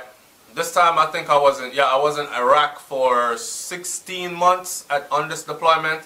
And when I came home, my little brother was going through some things. See, talking to my SoFlo TV audience is therapeutic because I get to let some of this stuff out, right? So, when I came home, my little brother was going through some things. And me and him today I talk, you know?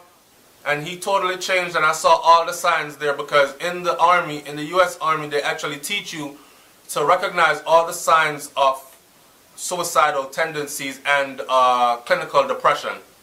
I saw all the signs in my little brother, but because I was back home now, as a matter of fact, I actually saved a soldier while overseas and deployed from committing suicide because I was the one that caught him when he was about to do it, right? And I followed him for a couple of days because he showed those signs and caught him at the last moment, came home and couldn't catch my brother at the last moment, even though I saw all the signs there. What I was doing with my little brother, as far as my little brother is concerned, is I was actually doing what I was taught to do. Because here I was, back at my mom's house. I was on vacation, so I was staying at my mom's house. And my brother was there.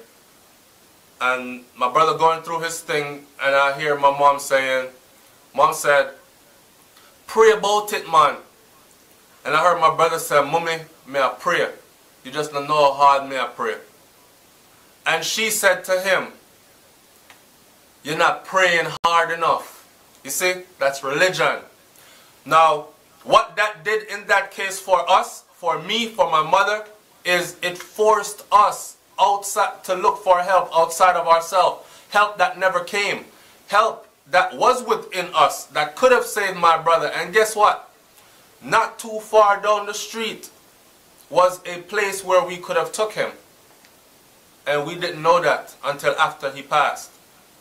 Right? So, mental illness and religion force you to look outside of yourself. in Jamaica we have so many stereotypes surrounding the mental illness issue. Yes. Well, you know, it's quite interesting, that little clip I just played there. And I've listened to it a few times. And the question is, does religion hurt or help? And as he said, he found religion oppressive. See? And as he said, that you're praying, but prayer never comes. And it's quite interesting, the whole thing about his brother, because I get, you know, listen to him. He was in the army, so he had a friend of Bridget who was going through some signs. And because obviously when in the army, he said that you train to look at the signs. He was able to help his friend who was in the army stop him from committing suicide. But yeah, he wasn't able to help his brother. See? So I don't know, Bless, if you want to make some comments what's been played out there. Yeah, that's Soul Flow. Big up Soul Flow, yes. Soul Flow. You know about Soul Flow? Yeah, man. Yeah? Okay, that's the first time I've really... Yeah, man. They're around a long time, you know what I mean? But still, brethren, Mr. Soul Flow, come on, say I gotta listen to this, you know. I have a question still. If you knew and saw the signs of your brother, no, I don't think he saw the signs of his brother. No, he said he did. He said he saw the signs. Oh, he saw the signs of his brother. Okay. Yeah, he saw the signs on his brother, but he wasn't able to save him. Oh, right. Beg your pardon. So what was stopping him from saving his brother? Because if I see my brother going towards, if I see a soldier doing the same thing, and I save him, I see my brother doing the same thing, my brother's more important than anything. So that means there must be a reason what stopped him from saving. I'm not saying that he could have saved him or what, but we don't know what the circumstances may be. Maybe he was abroad at the time, or don't know. But the thing about it is, he said that he saw the signs in his brother and couldn't save him. The other part, him said, well, the mother said he must pray harder. That don't work. When I said that don't work, I don't mean that prayer don't work, you know. But if you tell someone to pray and they're desperate, that's that prayer. Yeah. They're praying because they're desperate. So when you go back and tell them, say, no, man, you never pray enough, pray harder. They're going to say to themselves, I did. If I have to pray harder than that, there's no point. But when the mum said to him, to the son, that you must pray and pray harder. And he said, Mommy, my prayer. Yeah. Right? See? So that's why the bigger brother said, well, after all this now, he said that this thing about prayer, not saying he wasn't pray, like this point you're making. Yeah. But if prayer not get result, you need to go to a logical way of getting help. But he was saying, I haven't played the rest all of it, right? One is saying that they get to realize that just down the road where they are, he would have got help. He would have got help. Yeah. But the question is, although he listened to his mother's instruction, did it help him? No. Right. No. Now, maybe it might have helped him in the spiritual world. We don't know. You understand? But on this physical thing, it never helped him. That's what I'm saying. So I kind of, as he's saying, with religion and thing, when somebody's got a mental issue, the first thing they're going to say is a demon or dopey or something like that. when really and truly, the man left him. That's all it is. She left him and him get depressed. You understand? And him want to take him life because him love her so much. But you can't tell the child, why the man want to do so. Them said, come we could pray. Cast it out of you in Jesus. I mean, yo, please. If the girl left him, that is not a demon. It's not a demon. Right? The man heart is broken. And he's love. Talk about that now. Is it shame we never mentioned that, you know, because it so happens that there's a sister, in fact, she might fall, she won't fall in. Yeah. Right? But she was saying that emotion, but at the same time, your heart. Your heart. Heart. And when she said to me, goes, Duggie, listen, your heart. Because what happens when you're hurt is your heart get hurt in a relationship. So you got to work on your heart, you know, as well as the emotional side of stuff. But it's the heart. Yeah, the heart is shattered, and a lot of people ain't looking at that. And you know, the funny things that I was in the sauna the other day, and we was talking about everything about mental health and all that stuff. And the brother goes to me, Duggie, man, the heart, man. When people's hurt, and we was talking about with men in relationships and things, your heart get hurt, right? You know, it's that. Yeah, it's deep. It's deep. So. So, with the man them, I think with the man them, yeah, they get a broken heart. Them one, some people, their world's lost. Some man them is strong enough to say, yo, just move on. You understand? So, you know, when alright, make I drop it like this, Duggie. Yeah. Make I give you some reminiscing. Listen, y'all gonna love this part, you know. Remember, what's the show called again? It's the Jam Master Show. Yeah, this is the Jam Master Show. It's a Duggie Master Show right now. Yeah. Duggie, I'm going to put you on the hot spot like I always do. I'm going to interview you again, yeah? Question, Duggie. Do you remember the first time your heart was broken? First time? I would say, yeah. Right. So what happened? How you feel? Oh, I feel devastated, man. I feel kind of lost. Yeah. I feel kind of confused. And deep down, you know, it's a little pain. And when you see that person, you feel a bit of resentment or you know, just feel all kind of stuff, emotions going through you. Emotions going through. Yeah. Now imagine if you're seeing that person every day and there's nothing you can do, then that's going to lead to depression. You know, in some cases, not all cases. You understand? So there's quite a few people that has actually taken their life because of broken relationships. Right, because of the pain. Now, a woman knows about the pain. When a woman is going through a menstrual cycle, she gets a certain pain. Right, make the woman describe that pain to you, because when a man cheats on his girl, his wife, or breaks her heart, she feels that same pain in her stomach, like a menstrual cycle. If a man is one with a woman and they are one, and she leaves him or cheats on him, he will get that same pain in his stomach. Yeah, definitely. You understand? Yeah, definitely. That's why mommy say, where am I going to make you? You're going to ban your belly. You have to tie sheet around your belly. No, it's true. It's true. Right. It's so true. This pain can also lead to depression. It can lead to other things, but there's also a way out. You understand? I'm saying enough of us, all of us has been hurt. And I said to myself, boy, I'm never going to get hurt again, you know. I said, there's no way I'm going to get hurt again. And you know how I stop myself from getting hurt again? I tell the truth. You tell the truth? Yeah, I tell her the truth. Okay then. And who I'm with you. I can't lie. I will tell her the truth, so that way I will not go through that pain again, because a woman knows what the cycle pain is like. Man them, if you know what that cycle pain is like, make a woman tell you, because that's what it feels like. Like, but it comes to what Kensue was saying earlier on, that I mean, you have to be truthful and tell the truth and be honest with the truth and knowledge. Yeah. So it's powerful thing, but the whole thing about the heart thing, you know. But next week, what I'm gonna do, I'm gonna get the sister to talk about the heart. You know, the whole thing about the heart. I might invite her to come down. You know, she's on the other side of town still, but it'd be nice for her to. But she would definitely would like to break down that thing about, you know, because you know, definitely. And next week we're gonna have a sister. We'll be talking about the whole thing about the mental health. The mental health, because she actually, she's an advocate in terms of arguing people's case in the mental health industry, because she's a lawyer by profession. That's her thing. Okay. You know? She's a lawyer. She's a lawyer. All right. A very powerful. She's a young sister, you know. But these are things like housing and all kind of stuff. So I'm looking forward to seeing her actually being with us, right? Next week. You see what I'm saying? But you know, we're having a taster today. You know, it's a good thing though, because as we started off the show, there's a lot of things going on with our young generation.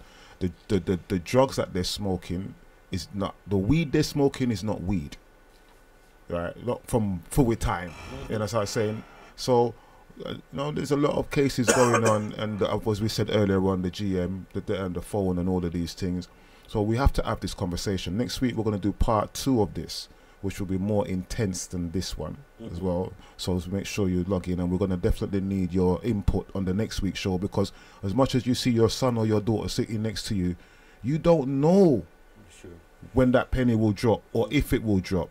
You understand? It doesn't. Sometimes it's a gradual thing, or it can just happen just like that. That one spliff can be that. It could be just that one spliff Yeah. that do it. Yeah, because the man put something in it. Yeah. So it could be anything. Yeah. But are we prepared? Yeah. Or are we going to fling them to the madhouse when they're actually closing them down? Some of them. Well, I know that in St. Anne's they've closed down. Right. Yeah. So we got to take care of our own. Yeah. We are the great inventors. We are the surgeons. We are the everything. What us when it comes to making and creating. So where is our mental hospital or mental facility for our own? We can treat our own. We more than qualified. You know, Dr. Kensue, we've got so much people, speakers club everywhere. We've got the people. We just need our own facility to take care of our own with natural stuff. We don't have to give them no drugs that they're going to walk around and don't even know who they are. You know, so that's something that we are encouraging with this show and this platform. You know what I mean? And remember, you also have to Find Your Voice presents the truth about mental health discussion, the panel. You know what I mean? We're talking about healthcare. You know what I mean? We've got lots of professionals there. What is medical health? You know what I mean? That's going to be on Saturday, the 23rd of March. It starts at 4 p.m. to 8 p.m. But Black Man time, it starts at 3 o'clock. Yeah, just in case for those who don't know. So if I start at 3 o'clock, you will get there at 4. All right, so be there. That is going to be at the St. Anne's Library, Tottenham. Right, and also one more thing, Auntie Jean, you mentioned that? Auntie Jean has got some workspace available coming up soon for those who want to set up young business, or you've got a business and you need a space, or you need a boardroom or meeting room and stuff like that, and you want to work from a place that is not going to be closing down on you. Auntie Jean is in the process of doing something, and all of us here as a team is all behind her, or not behind her, beside her, yeah, to help her with this thing. So you can contact Auntie Jean if you want any more information.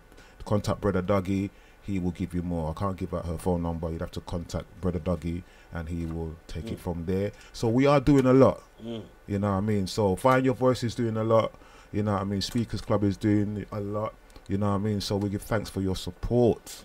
Definitely. Okay, then what we're going to do, because we're going to up the live link in a very shortly, so I'm going to play a bit more of the recording. Who's the live link coming up next? Huh? Who's coming up next on the live link? Sister Teresa will be speaking with us. So she's just trying to find a quiet space so she can reason with us. Yeah. So in the meantime, we're still going to be talking a little bit more about. We're going to play a tune and go back to you.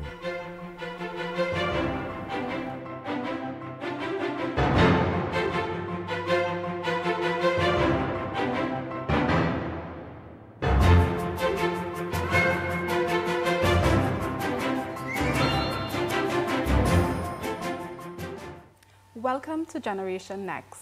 I am Chikeri Thomas. The theme of today's segment is infertility and women's mental health. Joining me in studio today is counseling psychologist Mrs. Brenda Roach. Welcome, Brenda. Thank you for having me. Before we begin the discussion, let's perhaps set the tone by identifying to our viewers exactly what is infertility. Well, basically, infertility is failure to conceive a child after having numerous attempts at unprotected sex. Okay, so I know in the Caribbean there is a tendency to attribute infertility to women. Who experience infertility? I'm glad that you mentioned that, because there is a view that infertility is mainly with women. However, men experience infertility, women experience infertility, and couples experience infertility. Okay. So it encompasses all of us. Really. Okay, so it's not just females? No. Okay. But for today's segment, we'll be talking about women in particular experiencing infertility. Okay. Okay, so we understand that what is infertility. What are some of the causes of infertility? How does infertility occur?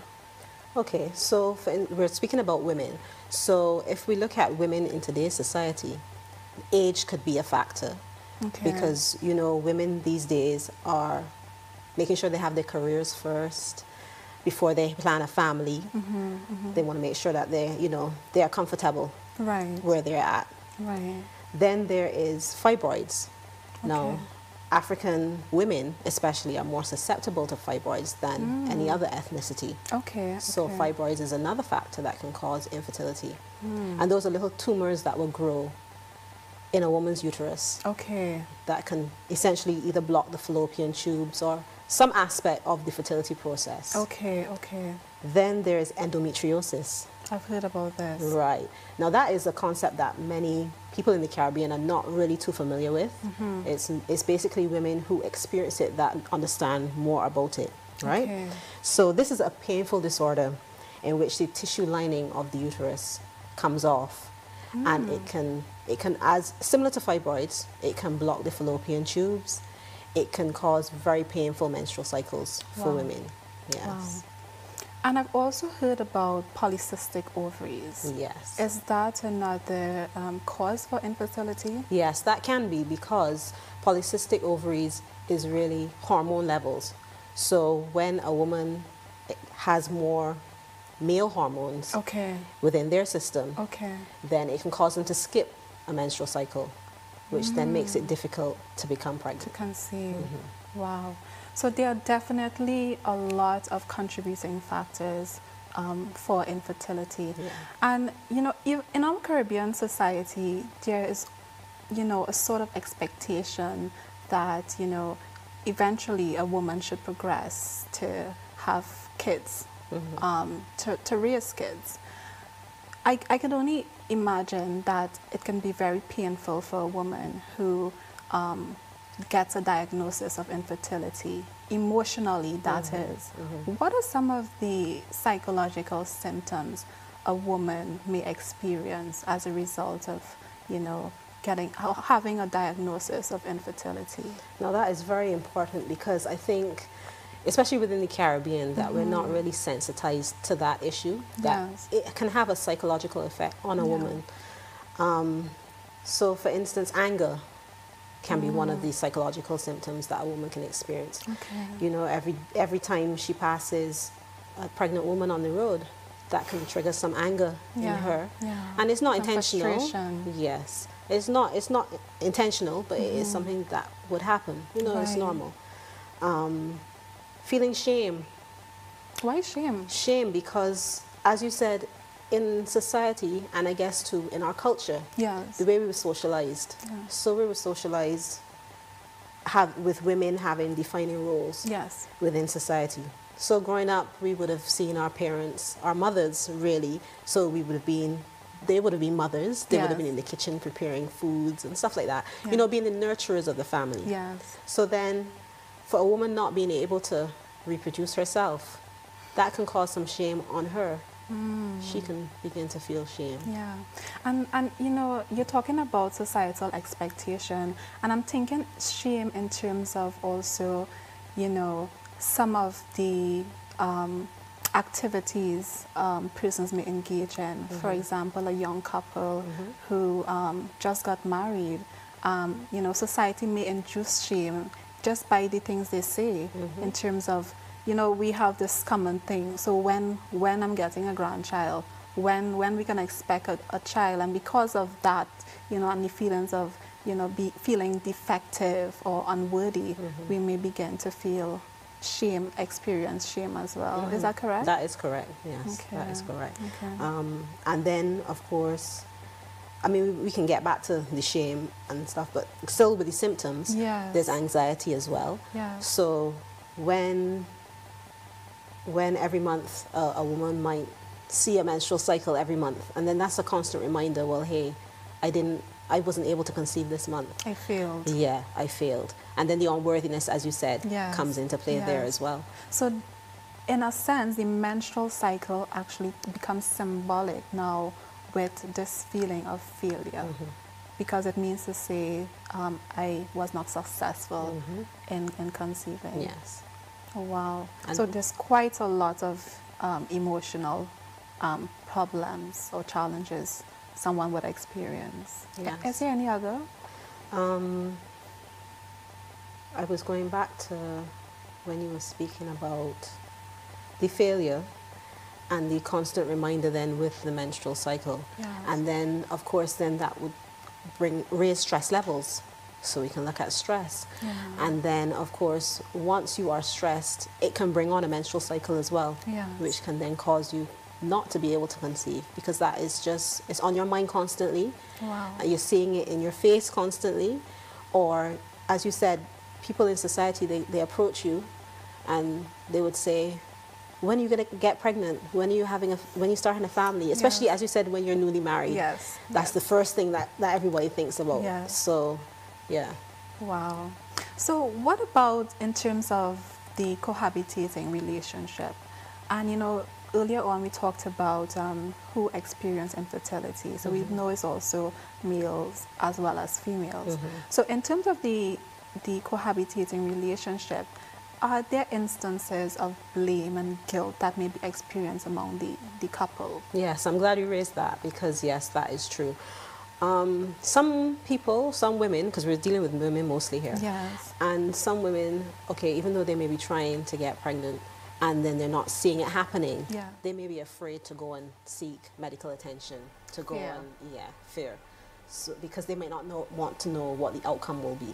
So, for instance, they may think, okay, well, it may be me.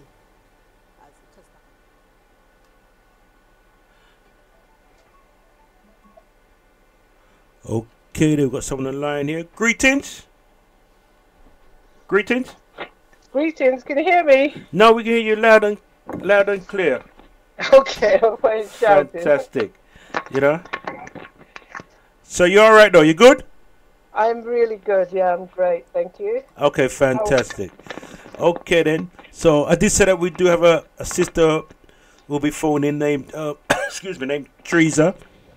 And as we said earlier on, I did edify people earlier on that her thing is really encourage people to go into nature, you know, embrace nature, ground yourself, you know, hug the trees, kiss the trees, you know what I mean? Just feel the nature, feel loved by nature, and thing, you know. And it so happens that we had Dr. Kensue, who said the same thing as well, right?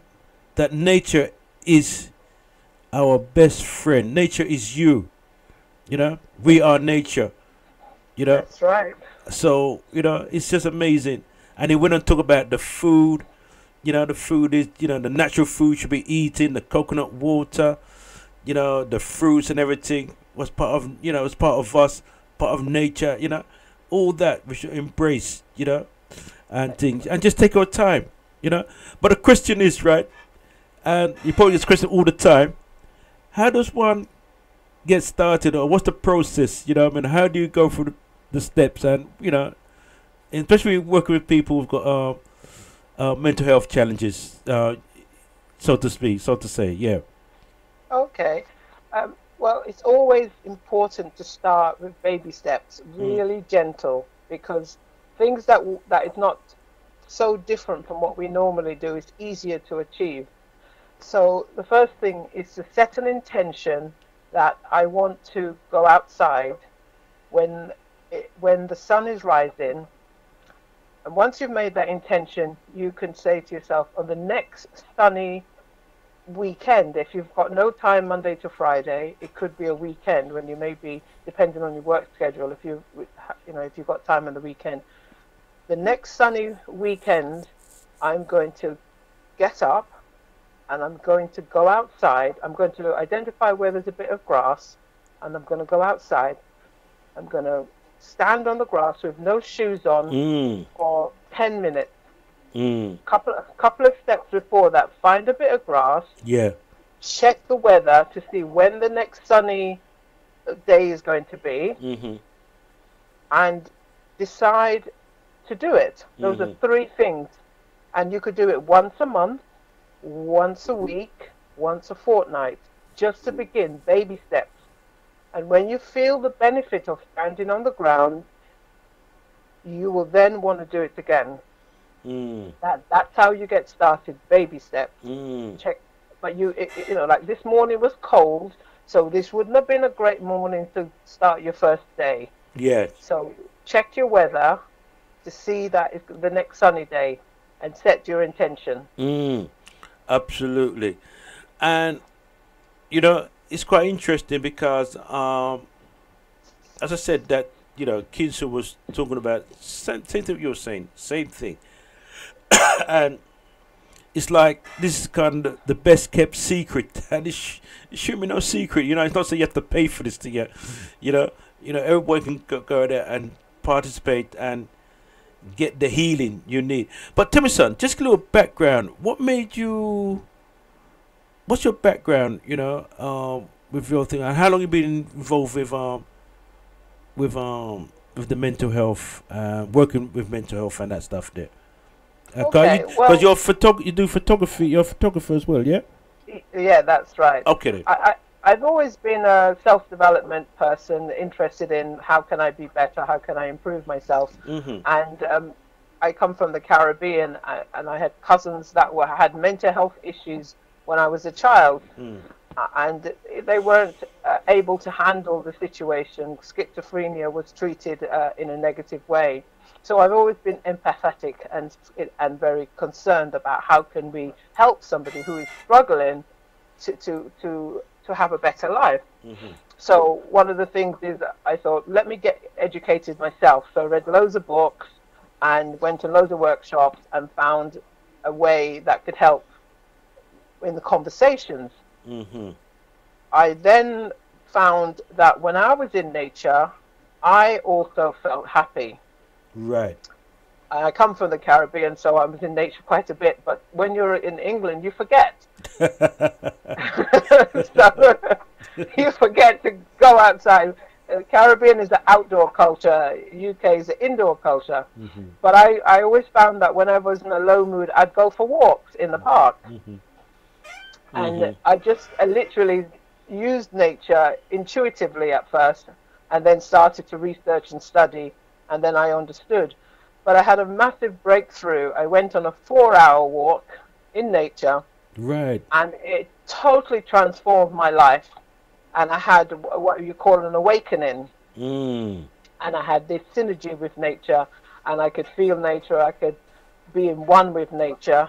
And I wanted to share that feeling. I thought, wow, you know, there's no tablet, there's no drugs. This is just me in nature, in oneness. And I started sharing that knowledge with people, taking people for walks, showing them what was happening and how I did it. And they were reporting back to me, this is amazing, I love this. Right. And so that's how I got started. And from that relationship with nature, nature tells me when to take the picture. I hear intuition says, turn around, take that picture.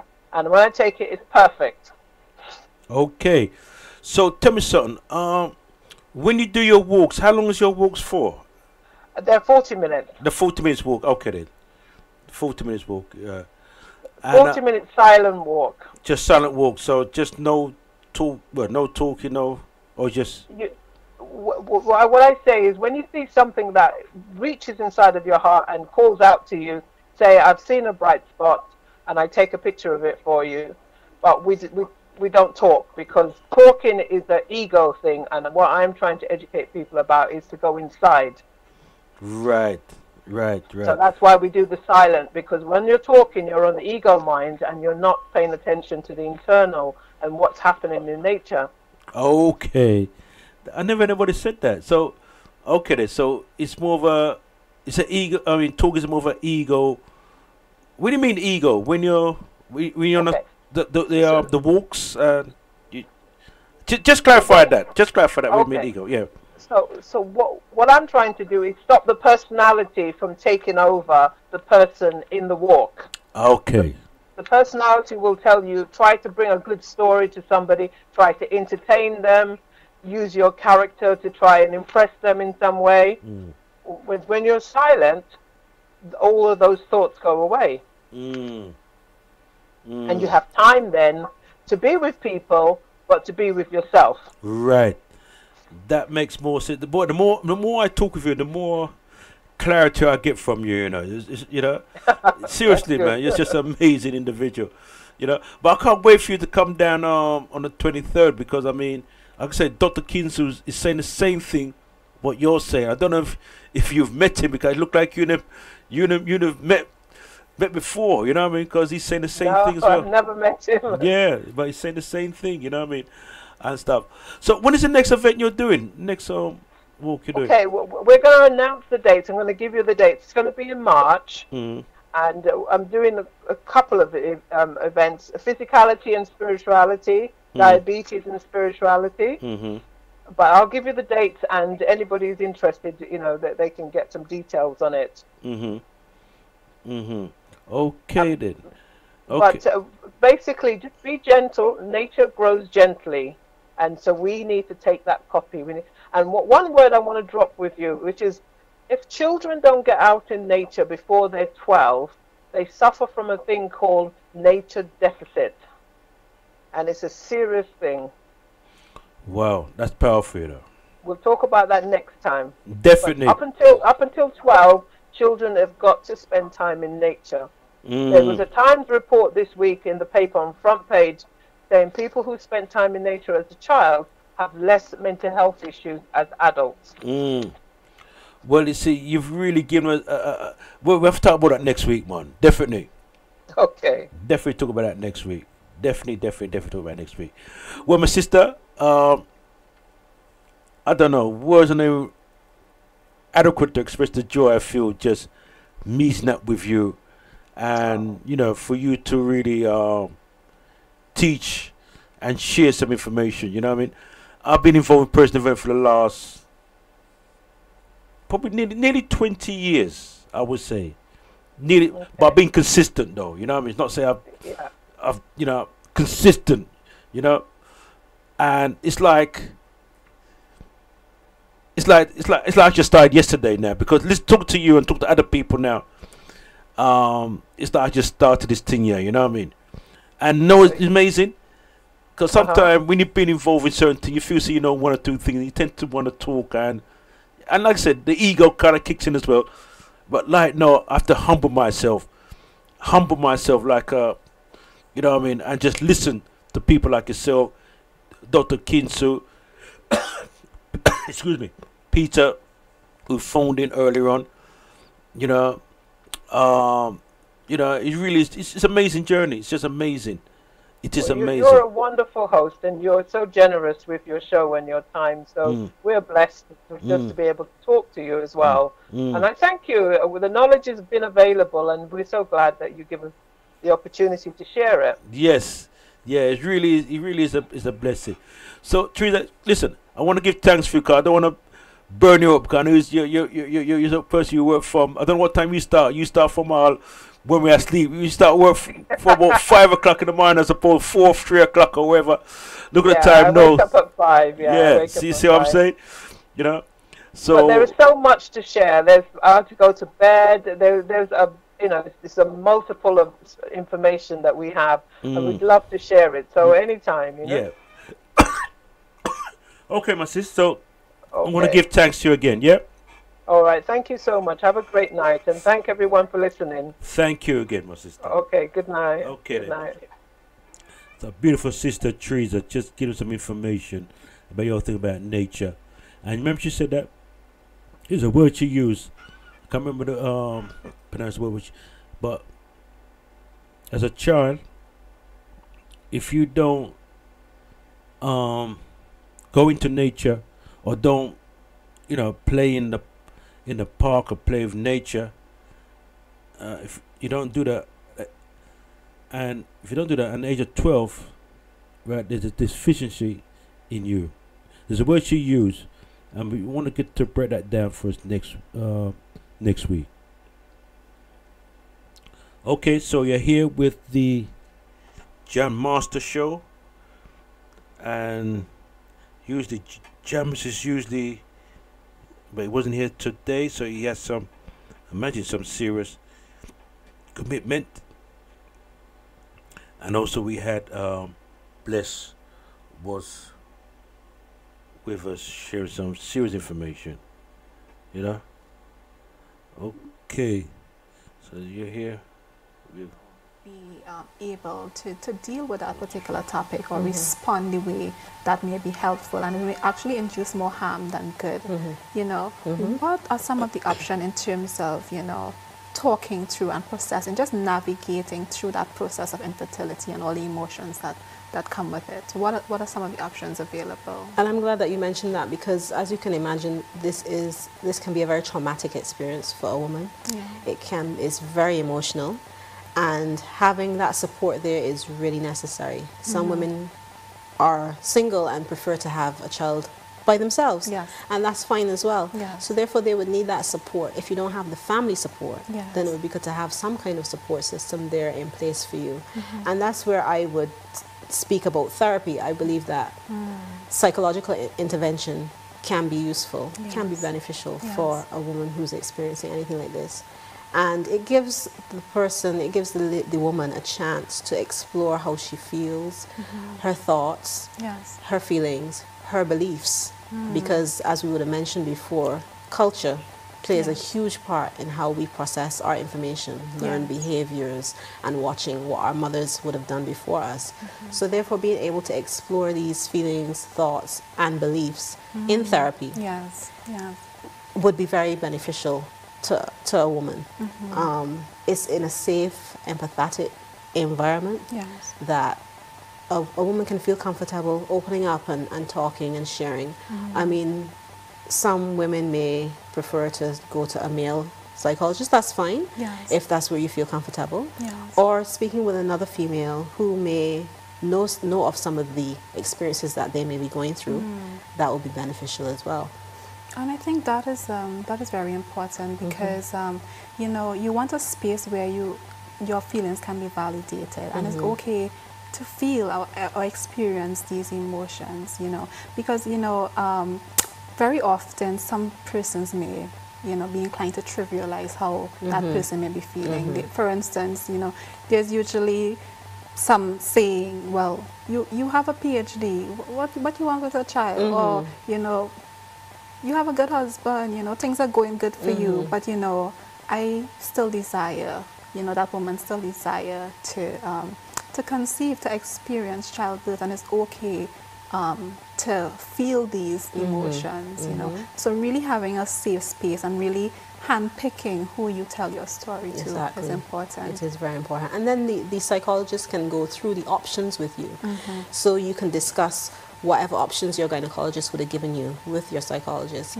Work through that process, and even what some of the outcomes may be. So, for instance, if you try this route and it doesn't work that through with the psychologist to help you and to give you a better understanding of what is to come. And to also help you to realize that, you know, you can have a fulfilling life even if you don't have a child. But just to help you work through that process, I think is necessary. I definitely want to, you know, encourage women out there to really reach out to some of these psychologists, who are located in their area. And of course, Ms. Roach has extended an invitation as well. So I do want to thank you so much, Brenda, for joining us on UETV. I think this topic is really, really relevant to our Caribbean space, and not just the Caribbean space, but for persons in the diaspora as well.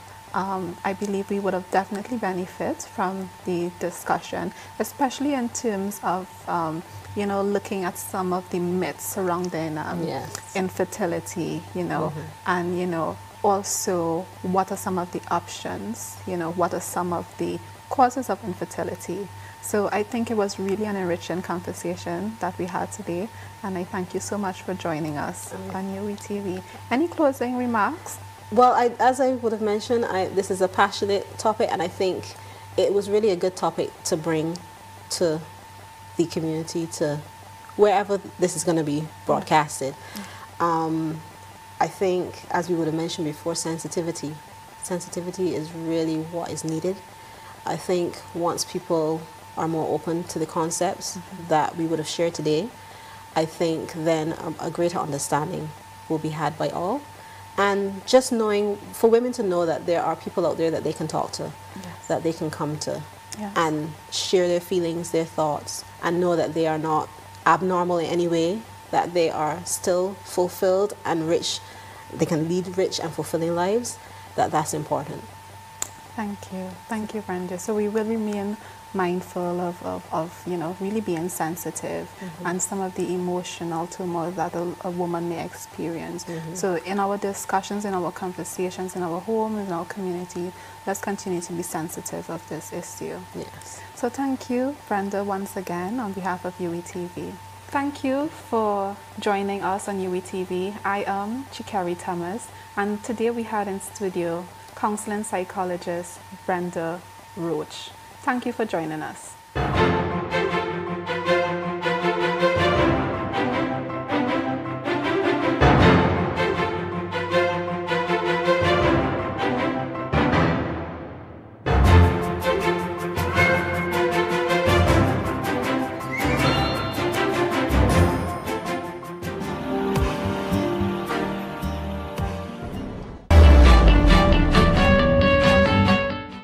Thank you for watching. We hope you enjoyed this program. Remember, you can watch this and all our programs on our website, www.uitv.org,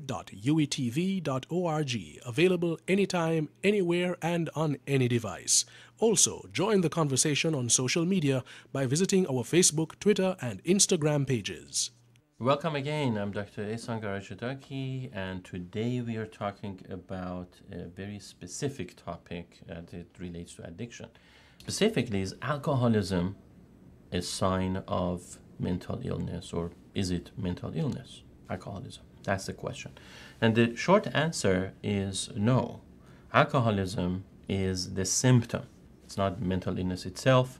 It is a description of an action. Alcoholism is describing a person's habitual resorting to alcohol as a means of kind of quieting their pain, escaping certain problems, helping themselves to more or less some kind of a narcotic state, because they basically, most alcoholics, they drink until they can't drink anymore, which is a blackout state. And we can define that as a more or less a self-numbing strategy or kind of an escape mechanism. So now that's a symptom. A symptom of what? Literally, what I would say prior to any type of mental health definition or assessment or judgment, what I would say, it's a symptom of bad decision making. That's what it is. A person who knows that frequent consumption of alcohol is bad for their health, both in terms of mental health as well as physical health, and keeps doing it to a point that they get in trouble.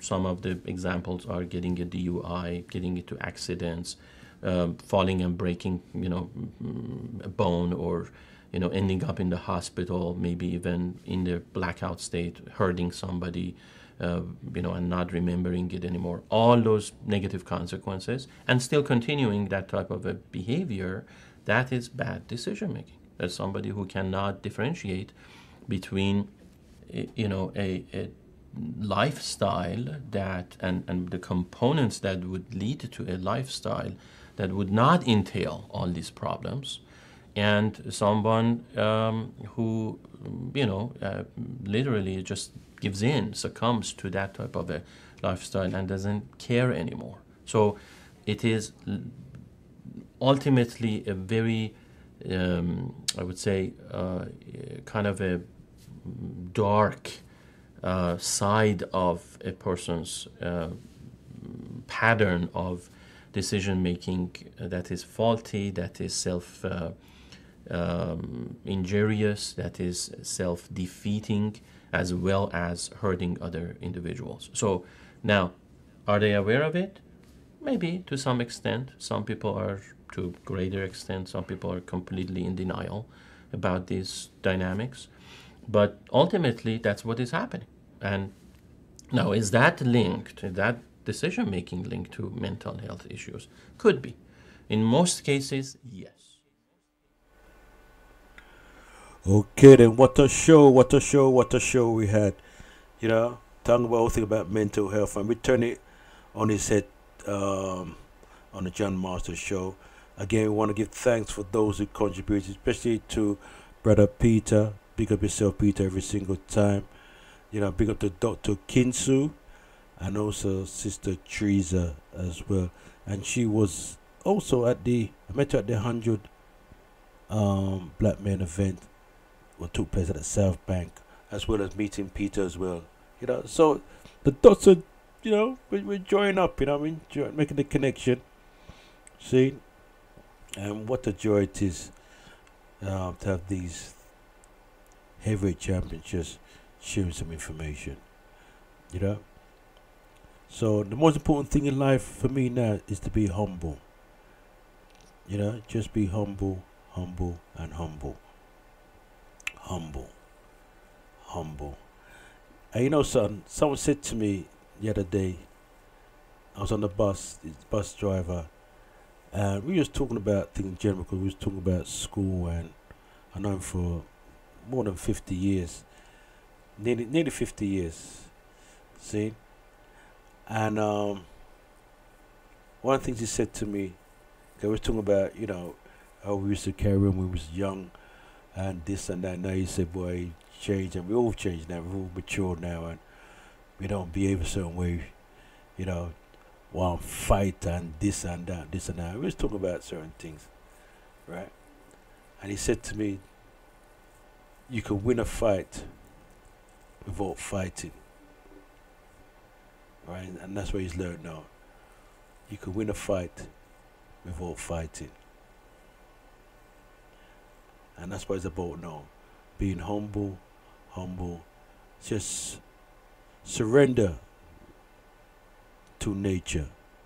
And when we talk about God, or talk about the Creator, we're talking about nature. And we're talking about love. See? So again, I want to give thanks to Bless Radio. Excuse me. I've got this damn coffee and I want to get rid of it. I've had this for about a few days now. So first thing I'm going to do is get some lemon and honey and start beat out this thing here. But this is a free event we're hosting at St. Anne's Library. That's Saturday 23rd of March. See? And that is, time is from 4 p.m. to 8 p.m. And the truth about mental health is Find Your Voice presents the truth about mental health. For more information, contact number is 0788-240-3871. I repeat, 0788-240-3871. So again, I want to give thanks for life, give thanks to our parents. And right, if it weren't for our parents, we wouldn't be here right now. If it weren't for our grandparents, our parents would be here. And that's why we give thanks every single time. Peace and love. And educational as well as conversational. So that means that we'll come to have a conversation today. So fill up the comment section with your experiences as far as this topic goes. What I'm going to talk about today is, may I beat the topic here a little bit more, right? This topic is about mental illness, more so within the black community, but specifically in Jamaica, because Jamaica my thing zero in pan. The thing about this thing is though, when I do topics like these, I have people who come on SoFlo TV from Jamaica, and it further shows our mental illnesses. I have people that come on SoFlo TV and them say stuff like, hey boy, you can't come back to Jamaica, you know, and slam gunshot in the head, you know, boy, stop make Jamaica look bad, you know, you have been warned. So, when I highlight stories like 2 men hacked to death in St. James, which, by the way, doing this video right now, I'm looking right here at Loop News. Big up to Loop and the whole team over there. They all do a fantastic job. Very reliable source of information. Looking at Loop, I may see it. The headline just trending. It's only happened an hour and change ago. It came in. 1 hour and 46 minutes ago it came in.